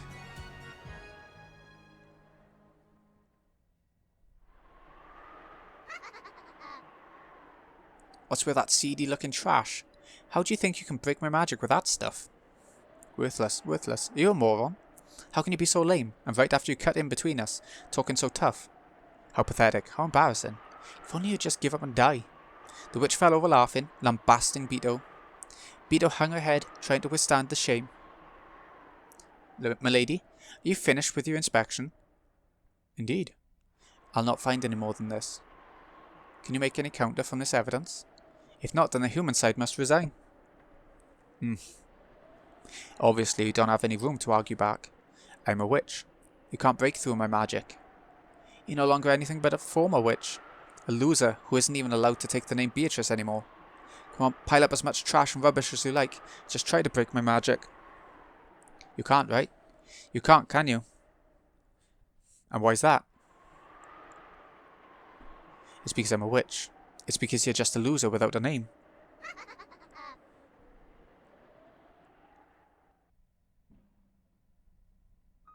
Something should be here.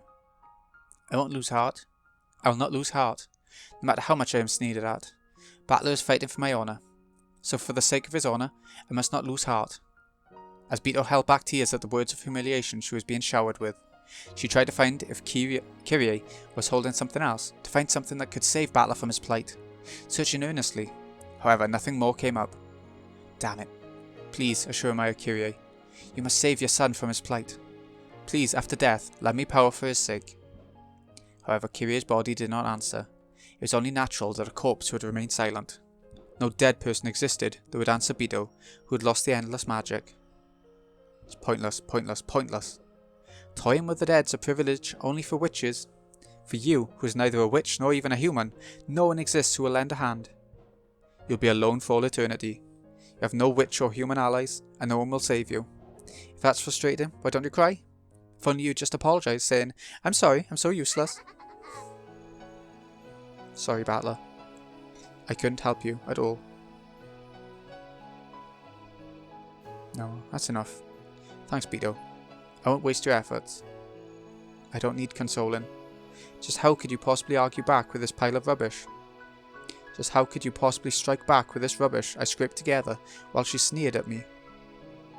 In front of Beto, who was still crawling on all fours and hitting the pile of objects Kyrie had left behind with her fist, Battler also crouched, and after patting her on the shoulder in thanks, he moved that hand to the ground, picked up the cigarette butt and held it up over his head. What are you trying to say with that trash? Kyrie-san doesn't smoke. But Kyrie also had a lighter on her. True, she didn't have an actual box of cigarettes, but at a glance it naturally looked as though Kyrie had a smoking habit. Dad smoked, but Kyrie didn't. But she did walk around with just a lighter to light Dad's cigarettes. Huh. So what? If the husband smoked, then even if the wife didn't, it wouldn't be strange for her to be holding a cigarette. Maybe she just picked up the cigarette butt of her husband with bad smoking manners. What are you trying to say? What does this have to do with my magic? Nothing at all. I'll say more. This is a different brand of cigarette than what Dad smokes. Sorry, Beto. Could you look in the pockets of Dad's corpse too? Indeed. You mean this? Checking the brand.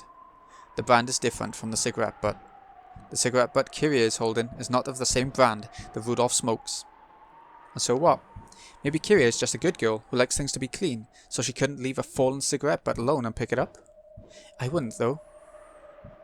Beto, sorry, but one more time, please. Uncle Hideyoshi's pockets. In this family, only Dad and Hideyoshi smoked cigarettes. It's here. Is this it?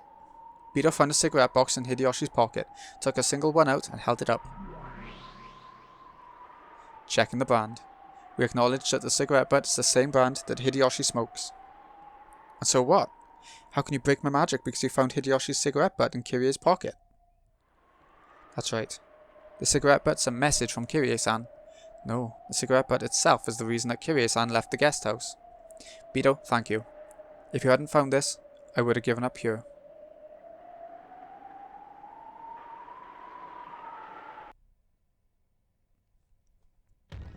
Virgilia, reconstruct the situation. The guest house after it came to light that Aunt Rosa and Maria had been killed on the second twilight. Understood. Reconstructing now. After Rosa and Maria's deaths, the remaining survivors rechecked all of the doors and windows in the mansion. They reconstructed a barricade. They reconfirmed that their defences were solid. There's nothing suspicious about that at all. What are you trying to say? Why are you bringing up the second twilight when we're talking about the fourth twilight and after? Dad carried a portable cigarette butt holder with him. I'm finally starting to see why Kyrie-san went out of her way to put a cigarette butt in her own pocket. It's because that cigarette butt meant something. That cigarette butt was itself a message left by Kyrie-san for us. Then let's hear it. How do you plan to deny me with that single cigarette butt? As we've heard. After the second twilight, an inspection was done of all the rooms in the guest house. At that time, Kyrie-san found something that shouldn't exist, in a place where it shouldn't be. Something that doesn't exist? What do you mean by that? It's this, the cigarette butt. This was set in the ashtray of the guest room that Uncle Hideyoshi was in. What? What's wrong with there being a cigarette butt in the ashtray? You sure there isn't something wrong with your head? Aunt Eva hated smoking. There's no way there'd be a cigarette butt there while Aunt Eva was sick and sleeping. However, there's a cigarette butt in the ashtray. When she saw that, Kyrie-san noticed immediately. Uncle Hideyoshi was lying. She realised that Aunt Eva hadn't really been sleeping, and that she'd snuck out of the room. Repeat it. The cigarette butt was crushed out in the ashtray of the room where Aunt Eva and Uncle Hideyoshi were resting. I refuse. I finally got it. Thank you, Beto. Was I of some use? Yeah, you were. Tear it. We'll tear the mask off the fake witch. 2 seconds. From that cigarette butt, Kirie realised that Hideyoshi was creating an alibi for Eva's sake. Hideyoshi had been tasked with watching over the room to create an alibi, and during that time, he was unable to withstand the tension and smoked. And Kirie had confessed that to Rudolph. She confessed that there was a good chance Eva was the culprit, and Hideyoshi was an accomplice. Next, Kirie-san proposed that they go to get food. She then asked Uncle Hideyoshi to lend a hand. This could only mean one thing. Kirie-san planned to isolate Uncle Hideyoshi and question him about the truth. Your Hempel's raven is valid. Unless the witch side count does this move, the existence of the magic that supposedly controlled Kirie has been denied. What did you say? I deny it. Anyway, I deny it. It wasn't me. No. It wasn't Ashuramaia Eva. Eva was sleeping in her room. And try saying it. Yeah, you can't say it. You can't say it this time either. Repeat it. At that time, Ashuramaia Eva did not take a step outside her room. What the hell is that? I'm the one who was attacking, right? Why am I the one being attacked now? When did offense and defense get reversed? I'm the one questioning you, right? The witch, me, so why? Again. Repeat it. Ashuramaia Eva did not leave the room. There's no way you can say it. It's checkmate. Does the witch side have a move in response? There cannot be one. There is no truth that can be accepted from a false witch dressed up with truths and falsehoods. You aren't qualified to call yourself a real witch. You aren't the Golden Witch. You're a human. Ashuramaia Eva.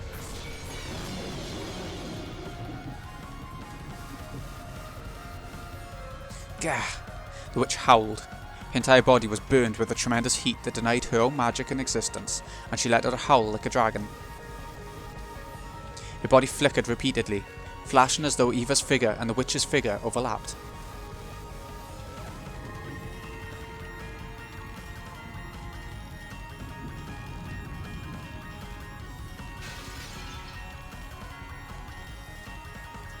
However, that yell was sucked into the flicker, making it return to the original form of the cruel witch.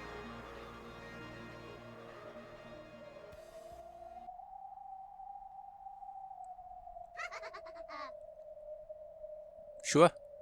If you want to call me Ashuramaia Eva, then go ahead and do that. That's right, I actually can't repulse all moves related to Ashuramaia Eva being the culprit. I may have been dragged down from the position of Golden Witch. And you might call me Ashuramaia Eva now. But you know what? That by itself doesn't mean the witches and magic have been denied. I'll teach you starting now.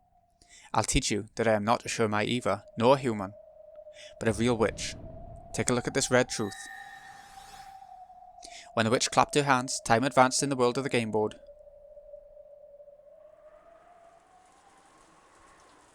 Battler and Eva dashed to the front of the parlour, calling out Jessica's name.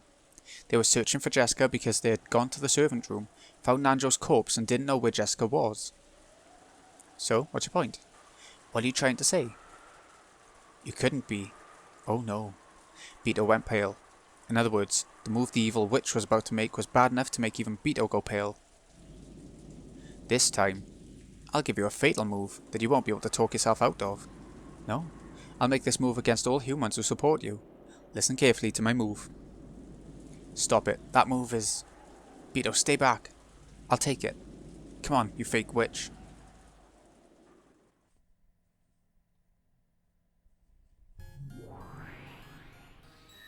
After Jessica was injured, Eva was constantly under Battler's supervision. Battler is neither the culprit nor an accomplice. By this, we can establish a perfect alibi for Eva. What? I'll seal you, and humans as well, in a red barrier that most certainly cannot be escaped from. Farewell, lowly humans. Sleep for all eternity in an absolute closed room of magic with no exits. Come on, listen carefully. Listen to the red truth. There are no more than 18 humans on the island.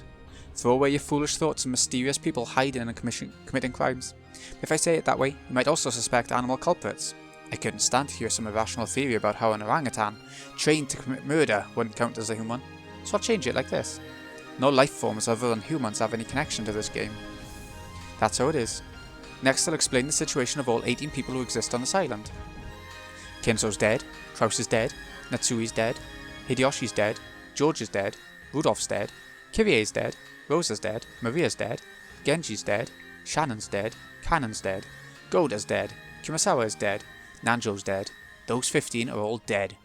And Battler's alive. Eva's alive. Jessica is alive. That's everyone, all 18 of them. Which means that when the last victim, Nanjo, died, only 3 people, Battler, Eva and Jessica, were alive, right? What did you say? Damn it, you don't mean... Eva was with you the whole time, so committing a crime was impossible for her. Of course, Battler-kun isn't the culprit. He wasn't forging an alibi for her, and he took the possibility that she was the culprit into account, watching over her actions carefully. No chance existed for her to do anything suspicious. In short, at the time of the crime, only Nanjo and Jessica were in the servant room. And I know what you're thinking. Your next move will be this, right? There's also a chance that Jessica is the culprit. But too bad, I'll slice it up in red before you try. Assure me Jessica has not committed murder. She was not involved with Nanjo's murder. Her eyes were completely covered. It'd be impossible for her to carry out a murder like that. And here's a bonus. Neither Eva nor Battler killed Nanjo, nor were they involved. Wait a second, that doesn't make sense. There were only 3 humans, then a murder occurs, and none of those 3 were involved? That's insane. I'll state it clearly. The culprit who killed Nanjo was neither Battler, nor Eva, nor Jessica. In other words, it wasn't one of the survivors. Get it? No, that's right. What about multiple personalities? Just like how you were originally another personality of Aunt Eva's. Let's say Jessica had another, witch-like personality, which took the name of someone other than Jessica and killed Dr. Nanjo. Moron. I've already said it in red. Jessica's eyes were completely covered and murder was impossible for her. No matter what kind of personality she was possessed by, murder cannot be carried out with her body. I wonder if you'll be satisfied if I say it this way. No actions caused by Jessica's body had any relation to or influence on the murder of Nanjo. This also applies to Battler and Eva. In other words, no matter how much you try to struggle and interpret it, neither Jessica nor Battler nor Eva is the culprit who killed Nanjo. You gotta be kidding me. I mean, everyone else is definitely dead, right? Then all that's left is the Dr. Nanjo suicide theory, right? And the trap theory. The culprit was already dead, but a trap that they had already prepared went off. Nanjo's death was a homicide. Of course, it was with a direct method of murder, not a trap. A weapon was readied, and he was killed with it from point-blank range in front of him. The culprit appeared openly before Nanjo's eyes, and as they both looked at each other's faces, the culprit killed him. But wait, there are only 3 survivors. You said in red that everyone else is dead. You basically confirmed the life or death status of all 18 people. Furthermore, the existence of a 19th person has already been denied in red. In other words, no one can exist except the 3 survivors. And yet, a 4th person other than those 3 appeared before Dr. Nanjo. How could a person other than us appear and murder Dr. Nanjo when no 19th person exists? Insane. You're lying. You're lying with the red. The red only tells the truth. Isn't doubting that the same as betraying the honour of the witch who's behind you, shrivelling up in fear of me and hiding behind your back? Damn it. Right now, I'll state it clearly. The one who appeared in front of Nanjo was me, a witch. The golden witch who can't be explained away with the 18 humans. Virgilia, Monavie, isn't there a contradiction in this situation? Is she really telling the truth with red? Yes, her red truth is valid. What an elaborate and precise cornering. How should I make a move against her? Virgilia, aren't there any moves? I can't think of anything. And you, Monavie? My apologies. However, in these last 1,000 years, I've never seen such an elaborately beautiful game board layout. I hate to admit it, but it's beautiful. What a beautiful checkmate made in red. The witch's teacher and the demon butler were both stunned, and an expression of ecstasy rose to their faces.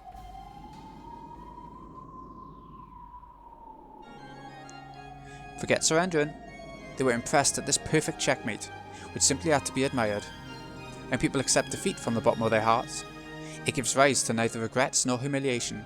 Nothing's born except feelings of respect. I no longer knew what was what anymore. There were absolutely no weak points in her red. She had said in red that all of 15 people had died. She had said in red that no people existed other than the 18. In other words, no more than 3 people, me, Jessica and Aunt Eva, existed. And even though none of those 3 people were the culprit, Dr. Nanjo was killed. And without a doubt, Dr. Nanjo's death was a homicide. He was murdered by that person openly from in front of him. And she's saying that that person is a witch. Culprit who killed Nanjo was not an animal or anything of the sort. That's already been dealt with in red, right? Everything other than humans has been completely removed from consideration. Even things like robots don't work. Absolutely no factors other than humans participated in this game board. Therefore, I can also say this. The one who killed Nanjo was definitely a human. A human with their feet on the ground, held up a weapon and killed with it, right before his eyes. However, the human may have been able to use magic. In other words, it was a witch. In other words, it was me, the Golden Witch Beatrice. Even as Battler ground his teeth, his knees hit the floor with a thunk. His soul still refused to surrender. However, his knees had already started to accept surrender. Oh, did you kneel? That's right, you're already starting to understand. The Golden Witch does exist, and that Golden Witch Beatrice is me. Come on, praise me. Praise the resurrection of a true witch. Praise the resurrection of the Golden Witch Beatrice. On the 9th twilight, the witch shall revive, and none shall be left alive.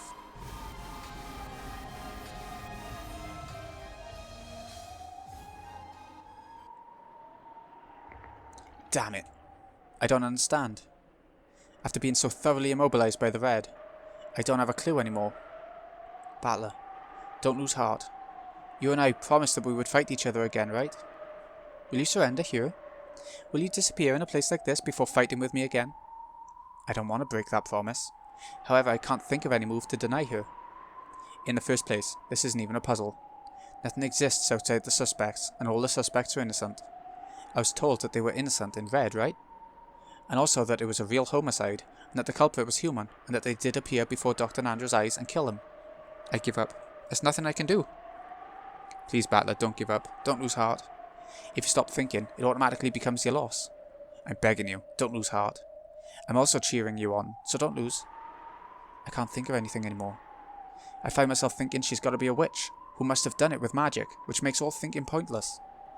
It's useless, my head hurts, my brain's tired. I'm starting to think that thinking's pointless, so I should just stop. Battler, listen.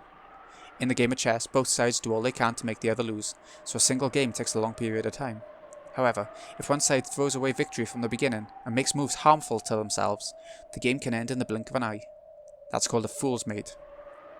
A fool's mate is simply put, a strange way of playing chess in which the fastest methods of losing are considered. Opening the area in front of your own king and inviting the opponent's queen in. Even though the average game time in chess is several hours, a game can be resolved in a scant 4 moves. In other words, if both sides try to win in a fight, they're compelled to take a painfully long period of time. But if one side decides to lose, the game can be ended far too easily at any time.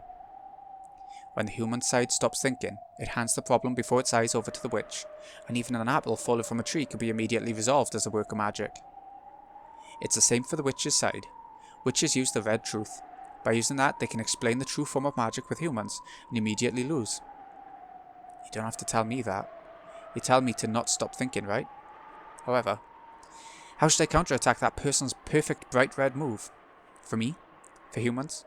It's no longer possible. Is it impossible? Is it really impossible for you, Battler? Please don't lose heart. Sorry. I've reached my limit. Battler scratched at the floor, crying heavily. Beata watched that with a distressed face. Then she stood up and spoke to the witch. I'll make a move as a counter to yours. I wonder just how you plan to cut up this perfect checkmate. How can this checkmate, one totally impossible for humans to break, be defeated by the likes of you? Beatrice, you don't mean to... Indeed. If a human can't make a move, I'll assault you with a move I can use precisely because I am a witch. A move you can use because you're a witch? What are you planning to do? I'll use the red to deny witches. Beatrice, my lady. The teacher and the butler were both startled. I also immediately understood what it meant. To use the red that only witches could use. To use the red to deny witches. It was like using her own sword to slit her own throat. What? Hey, what are you saying? Deny witches with red? Quit talking like an idiot. If you do that, you won't get away unscathed either. You're not a witch, and I am not a witch either. The road to becoming a true witch is difficult, and I have much, much farther to go. Very well then, right here, right now, there have never been any witches in the first place. I will strip this deception away myself. Aren't both of us real, obvious witches? Being able to use red is itself proof of witches. I don't know what the definition of a witch is to you, But if you think that you alone will be able to get away unscathed, then how could you make such a mistake? I cannot. What did you say? I never did manage to become a witch. I've done nothing more than finally begin walking down the road to becoming a true witch. If what I'm right now is a witch, then I'm a false witch like you, one who is merely drunk on power. Rather than existing in that shabby form, I shall erase this form of mine along with you, without any regrets. You insane? Stop it. I still want to be a witch. I hate being human. Witch Sama, please return to your seat. Please receive the human side's counter from your seat. What are you doing? Let go of me. Don't let that woman use the red. Make her stop. Let go. As the witch stood from her seat and tried to spring up upon Beto, Ronve pressed down on both of her shoulders, forcing her back into her seat. And even after that, he didn't remove his hand from those shoulders. Denying witches was the same thing as denying magic. That included demons such as Ronve. However, instead of running away, Ronve chose to act as the facilitator of the game, and to carry out that duty for his master's sake. Beatrice, you have no regrets, right? That's my line. Sorry, teacher. Even though you taught me so much about fun magic and magic that brings happiness, I wasn't able to use it well at all. So I'll study from square one, and start over again. I'm truly sorry that you had to suffer for your stupid disciple's misconduct. I had a good disciple in the very end. Go, do what you believe in. I don't have a clue what you guys are talking about. But I do understand one thing. And I can say this. Beto, I don't know what you're trying to do. But stop trying to do it. You have no moves. But I have one. If we let that move get away, she'll be revived as a witch in the truest sense, and this time she'll control this whole island. All nightmares will be hers to do with as she pleases. And this island will fall into the deepest hell of the evil witch's repeating delusions for all eternity. Can you permit that? Don't you care if your dear relatives are toyed with for all eternity in that witch's nightmare? Still, you shouldn't have to sacrifice yourself. This is a game between me and her. You shouldn't have to make your move and sacrifice yourself. I'll think of something. I'll surely think of a miraculous move. So don't rush into it. Damn it. I'll definitely think of one, so don't rush into it. This game is cruel. The time limit for your consideration has already run out. I'm now the only one who can do it. Calm yourself, battler. I'll defeat her. I'll defeat that cruel witch with my own hands. Wait, Beto. Stop it, quit it. There's absolutely no need for you to sacrifice yourself. Aren't you fighting to deny me? What a strange person. Let that child do as she likes. And please, watch her until the end. But... Battler, there's only one thing I ask. Would you cover your ears? My ears? Why? Starting now, I'll deny witches in red. I'll slice up the game board that she has laid out with her red. By doing that, I'll probably lose my form as a witch as well. If you also hear the red truth I speak, you'll understand my true form. If you alone cover your ears, that truth will not change at all. However, even so, I want you alone to cover your ears. I at least want to be a witch in your eyes. Please. Beatrice Sama, there are no problems on the witch side. Please, your move. Let go! I won't let you get away with this either, okay? She's insane. Do you plan on dying and taking us with you? Stop it, don't deny it. Stop it. How unsightly for a golden witch. Okay, you ready? I'll remove your check in battler's stead. What happened on the chessboard where 15 died and only 3 remained? Starting now, I'll expose it in red. With that red truth, I will pierce and kill both fake witches. Beto turned around and smiled at Battler. Most likely, no one would believe that the witch who had gone to the limits of cruelty would try to leave a smile as the last expression she showed Battler. And that smile signified her last wish, that she wanted him to cover his ears. Denying witches in red was the same as knowing her shabby form. Battler put both of his hands against his ears to protect her final bit of honour as a witch. He put his hands against his ears, rejecting the truth. And he howled, so that not even a bit of what she was saying would slip into his ears. After that was a world where Battler could hear nothing. Beto was saying something in red. Even the evil witch covered her ears at those bitter contents. That was the red truth. Words of power. Words that denied her own existence.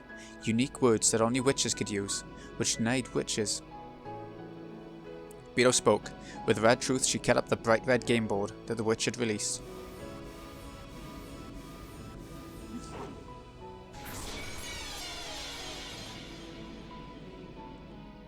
She explained difficult problems that could not be solved by humans with moves that could only be solved by witches, and began cornering the witch. The truth that Battler was not permitted to hear. If Battler had broken his promise and sneakily eavesdropped, in an instant, Battler would probably have been able to become the victor in this game with Beto.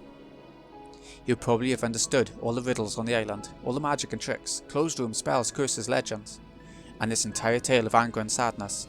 However, Battler would only learn what that was when he reached the truth by himself. Yes. From the beginning, Beatrice had wished that Battler would reach that truth by himself. It was something one shouldn't reach by being told it. It was a truth that Battler would have to drag himself to by his own power. A brilliant light gathered with Beto and the evil witch at the centre and grew gradually stronger. It was the power of truth. Its heat and brilliance, like the sun, shone on all the falsehoods that hid in the darkness, trying to deceive and burnt them to nothing. Why? Why can you die? Why can you throw away your life when you have such incredible power? You who hold the power to control gold, magic and everything at will, why can you so readily throw that away? Learn that even with a mountain of gold, even with magic to split the sea, there's some things you can never obtain. Come, show yourself. Show your true form, Ashuramaya Eva.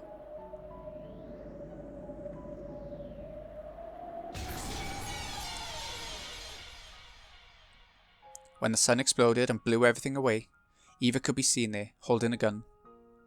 You're the culprit, Aunt Eva. Took you long enough to notice, Battler-kun. Oh wow, it just finished him off like that. Without any hesitation or mercy, Eva raised her gun and pulled the trigger. As an explosive sound rang out, Battler's heart was shot through, and he fell to the floor. After going into convulsions for a short time, with blood dripping from his mouth, Battler died.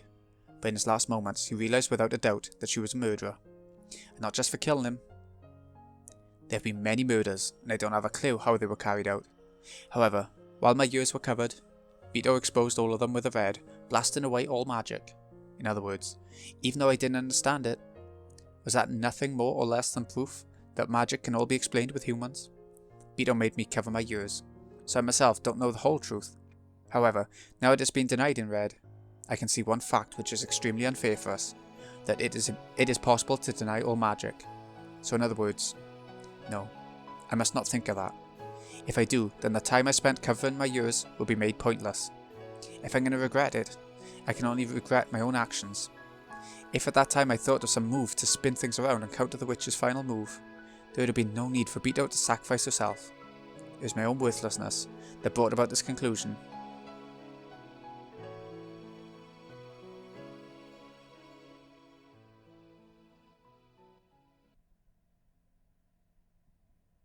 Even though it was a pitch black world where nothing could be seen, for some reason I felt Beto's presence right next to me, so I tried calling out to her. You can exchange words with someone whether they're human or a witch, so even in a world where witches have been denied, I should be allowed to talk to her. Beto? Battler, is it? It's done. I did it. Yeah. I didn't hear it, but I watched you until the very end. I definitely saw you boldly stand up to that evil witch. With this, I'm no longer a witch. But I will definitely become a witch again. And then, I'll make it so that I can be called the Golden Witch again.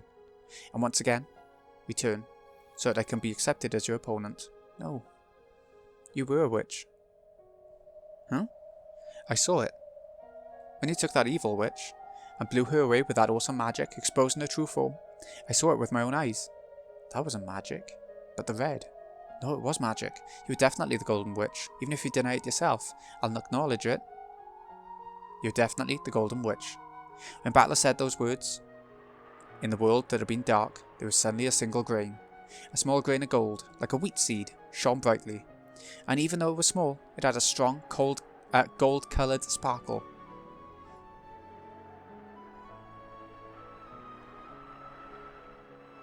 Then it shone on the two of them, sitting with their backs together, so they each became aware of their own form. They did not exist only as consciousness. They became aware that they had bodies and definitely existed. No, perhaps we should say that they each had been given an existence called a body. When Battler looked at his own form, he wasn't that surprised. But when Beto looked at her own form, she was a little startled. From Battler's perspective, she looked just like normal. But for a short while, she was surprised by that form. is going on? The sparkle from that grain of light is slowly getting stronger. That grain of wheat was no longer simply gold-coloured, but it was like the light of the sun. Then it softly began to approach Beto's chest. When that grain of the sun was sucked inside her chest,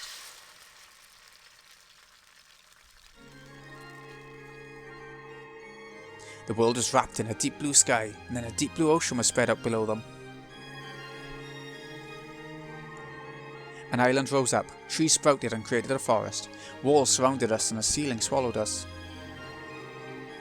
It was adorned with more and more things, made to be like the hall near my mansion. In the middle of the fantastical hall where many gold butterflies beat their wings. Many tables were set up with white tablecloths, like it was a party, and beautiful cooking and fruits were set out. And over there were a great many shapes. It was everyone talking together and smiling. Everyone. There was Dad and Kirie-san, Uncle Kraus, Aunt Natsui and Aunt Rosa, and of course, even Aunt Eva and Uncle Hideyoshi. George, Nikki, Jessica, Maria, wait, even Shannon-chan, Kanan-kun, Goda-san, Kumasawa-san are here. Everyone was at the party, clapping their hands and celebrating our return.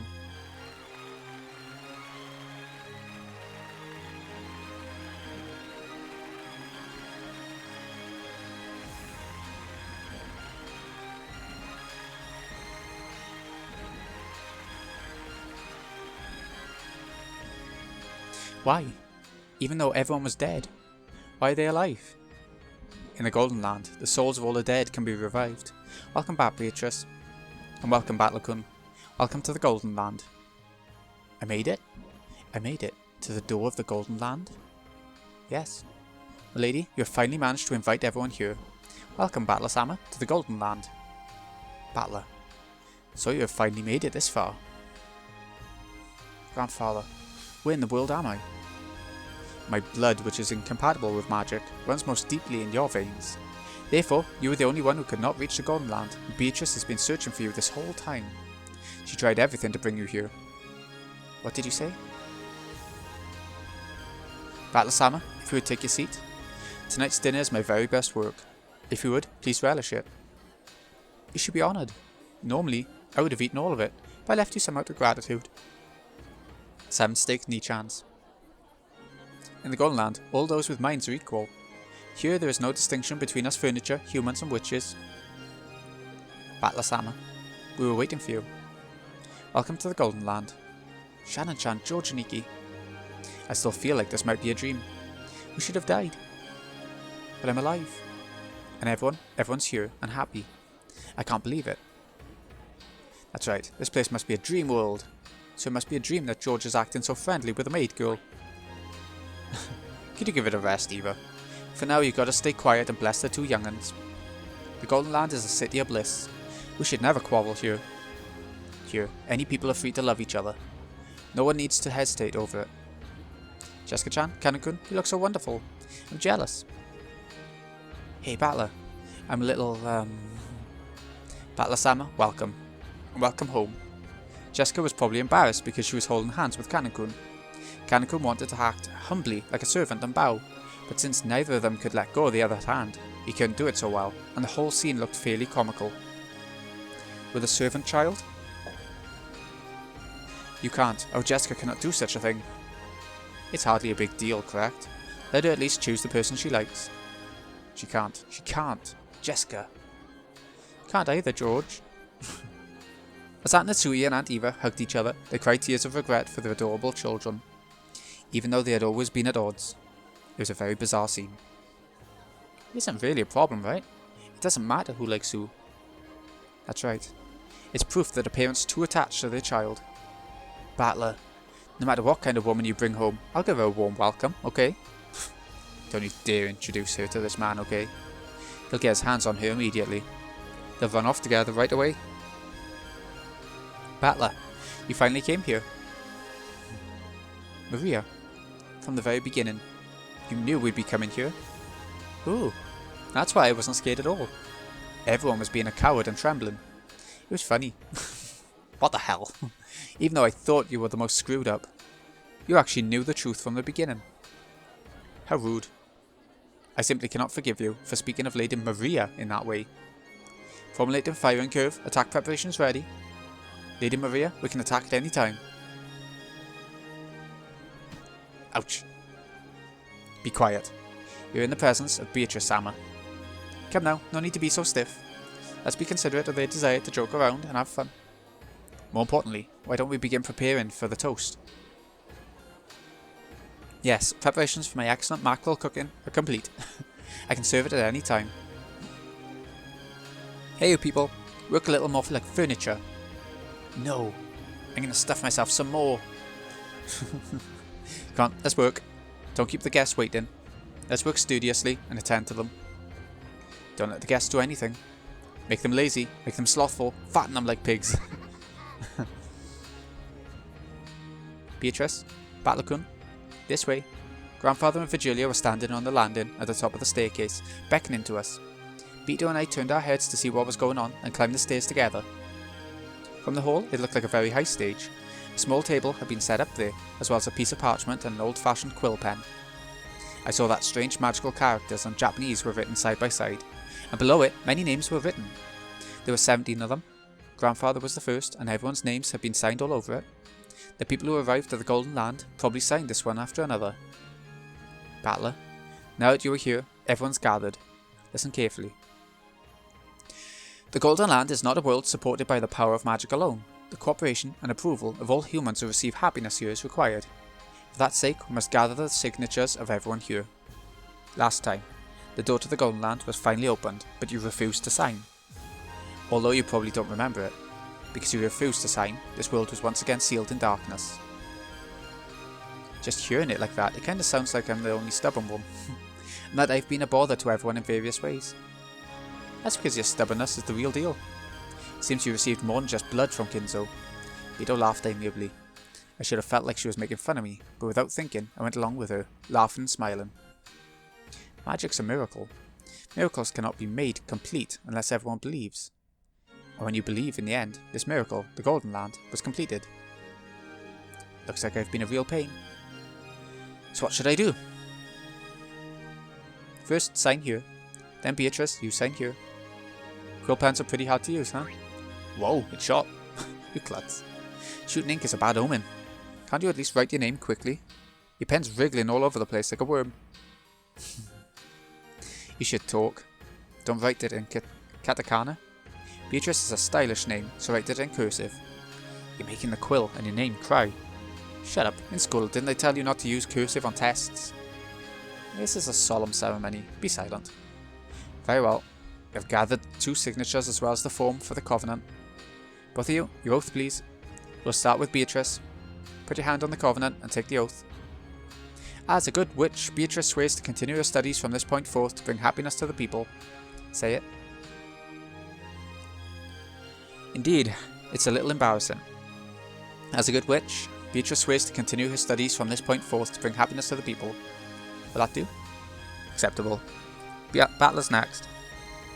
In the same way, Battlecun, put your hand on the covenant and take the oath. As a member of the Golden Land, Ashramaya Battler swears to serve for the sake of his own happiness and that of his neighbour. As a member of the Golden Land, Ashramaya Battler swears to serve for the sake of his own happiness and that of his neighbour. I'm embarrassed too. Listen everyone, here and now we've gathered the oaths of all 18 humans who accept the Golden Land. When Kinzo proclaimed that, everyone applauded at once, praising us. Since I had been the only stubborn one and had just been a pain, I felt a little bad about being the most celebrated one. And with that, in accordance with the ancient rites, we asked Battlecun, the last to make the oath, to sign the invitation to the Golden Land. This is something that invites the Golden Witch Beatrice to the Golden Land. The Golden Land welcomes the Golden Witch through a consensus of those who have acknowledged it and becomes complete. Battler, I will read it out loud. Listen carefully. The 18 of us accept Beatrice as the Golden Witch and welcome her to the Golden Land. What's going on with you? You won't be invited unless I send an invitation? That does seem to be the ceremony. It feels stiff even to me. Why don't we end it quickly? I've been so hungry for a while now. Come to think of it, I've only been pecking at canned food and haven't eaten anything good. Let's quickly finish this signing. What's this? I acknowledge you as a witch. That's pretty simple. Damn you, grandfather, exaggerating it so much. Come on, quickly. Sign right here. Quickly, sign. With slightly weird and uncomfortable smiles, the two of them started demanding that I sign. At that time, an incredible sound like that of a glass window breaking reverberated through the hall, and the bustling tumult faded back into complete silence. I dropped the quill pen and turned around, trying to see what had happened.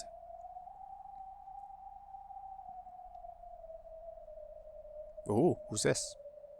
When I did, where had she come from? A human who clearly hadn't been there a short while ago was in the very centre of the hall, looking up at us. Who's that? A girl? She's probably about the same age as Jessica and me. But I didn't know that face. None of the other people here knew that face either. Who are you? Who is this? Where did you come from? Those without invitations are not needed at my party. Servants, kick her out. As you command. Surround her.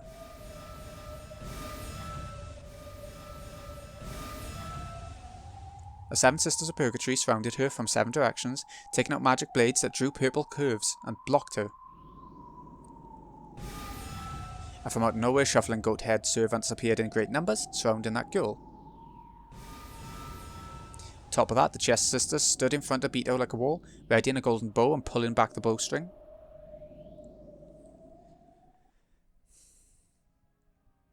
But the girl didn't move at all. On the contrary, she was still staring at us on the landing, as though she didn't mind at all. Who was she looking at? Beto? Grandfather? Could it be me? Yes. The girl was staring straight into my eyes, glaring. Then after our eyes met perfectly, she yelled, "You mustn't sign that. You're going to accept your own defeat. Don't be tricked by the witch." By the witch? At that time, something incredibly strong lifted me by the nape of the neck. What's going on?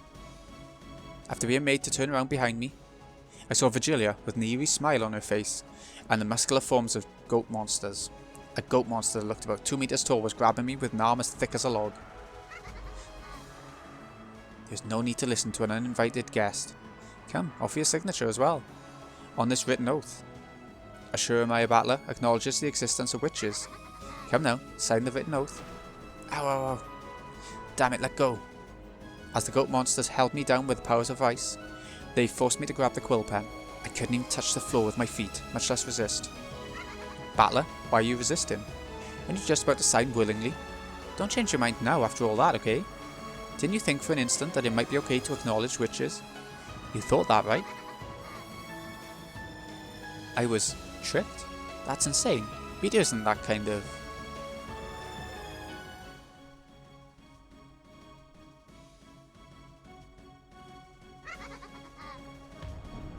Sorry, Battler, I am that kind of person.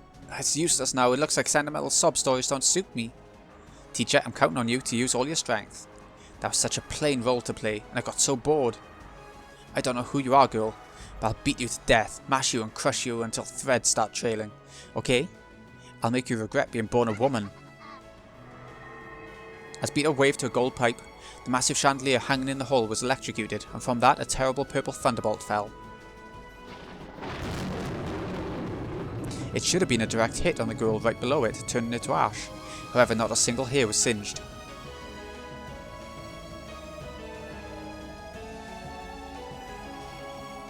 Oh, so your sudden appearance here wasn't just a fluke. Tell me, state your name. I don't have any name to give you. More importantly, you idiot. How long are you going to be tricked? You softy. Figure it out already. This is all the witch's trap. Those words were aimed at me.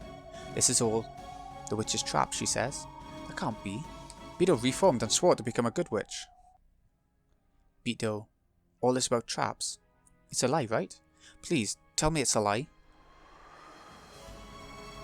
Sorry, Battler. It was pretty fun. Sure, I just did what teacher told me. Look how great it turned out. Apparently, if you start out all hostile and needlessly brutal, then turn incompetent and soft at just the right moment, you can spark a huge bump on your affection meter, right? I've heard villains who start all lovey-dovey and then freak the shit out are all the rage these days, right? Even I've studied a bunch of those manga anime Galga that have been so popular lately, you see? And for you, just as expected, it was tears please, and you're down. Idiot, what a truly simple person. I'll call this the North Wind and the Sun strategy. That's not... Damn you, bastard. How could you trick me? She was never nice after all. Yes, that expression suits you the most. That caring expression of yours really doesn't suit me after all. It made my back itch, and I was frantically trying not to let it get to me. Too bad, witches never reform. You take care of the signature, teacher. This uninvited guest is my prey. Come, you can no longer refuse to sign. Come on, look. Sign it and offer your body, your mind, and your soul. When Virgilia lifted her chin as a signal, the goat monsters with an even more vice-like power forced my arm to approach the parchment. Oh wow, these guys are trying to make me sign even if it breaks my arm.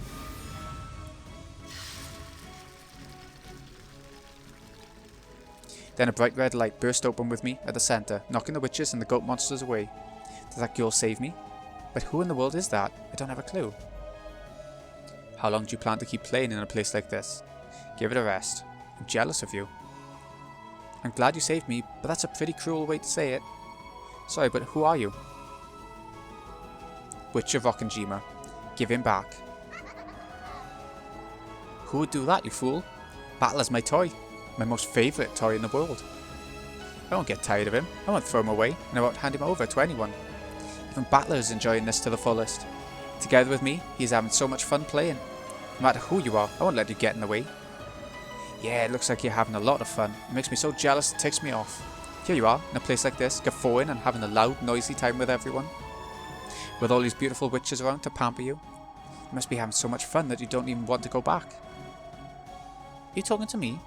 Wait, you've got the wrong idea. This is a pain for me too. What do you mean fun? You don't know what I've been through. What you've been through? You had fun living with Mom and Dad. You played around with all the cousins. And you get to play with these wacky witches for all eternity. Don't you recognise the happiness you have? Can't you see how jealous I am of you all? So much that I wish I could join in too.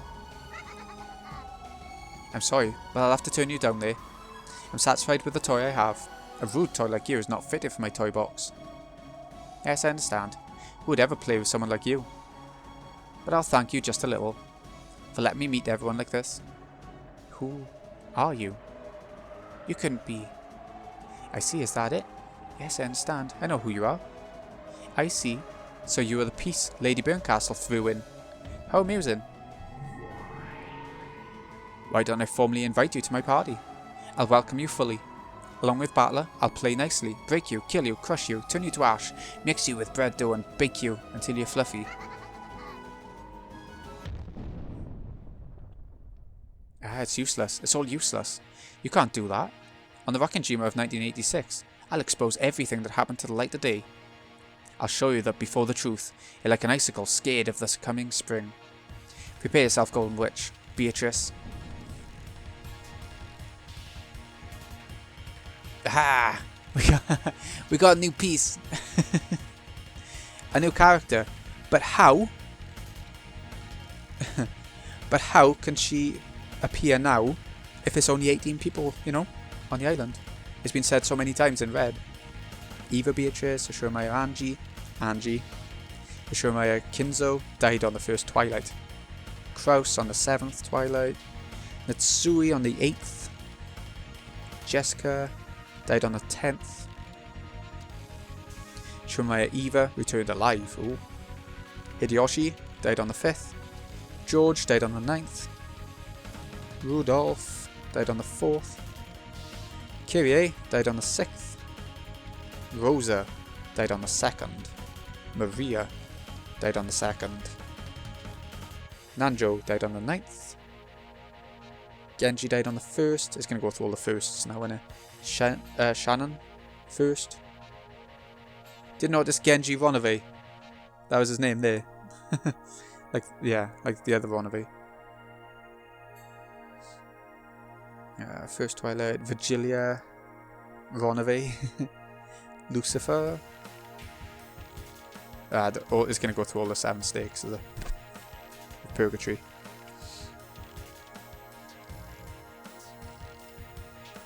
I knew the ending was coming up, but bloody hell, that was a biggie. That was a biggie. My voice is going.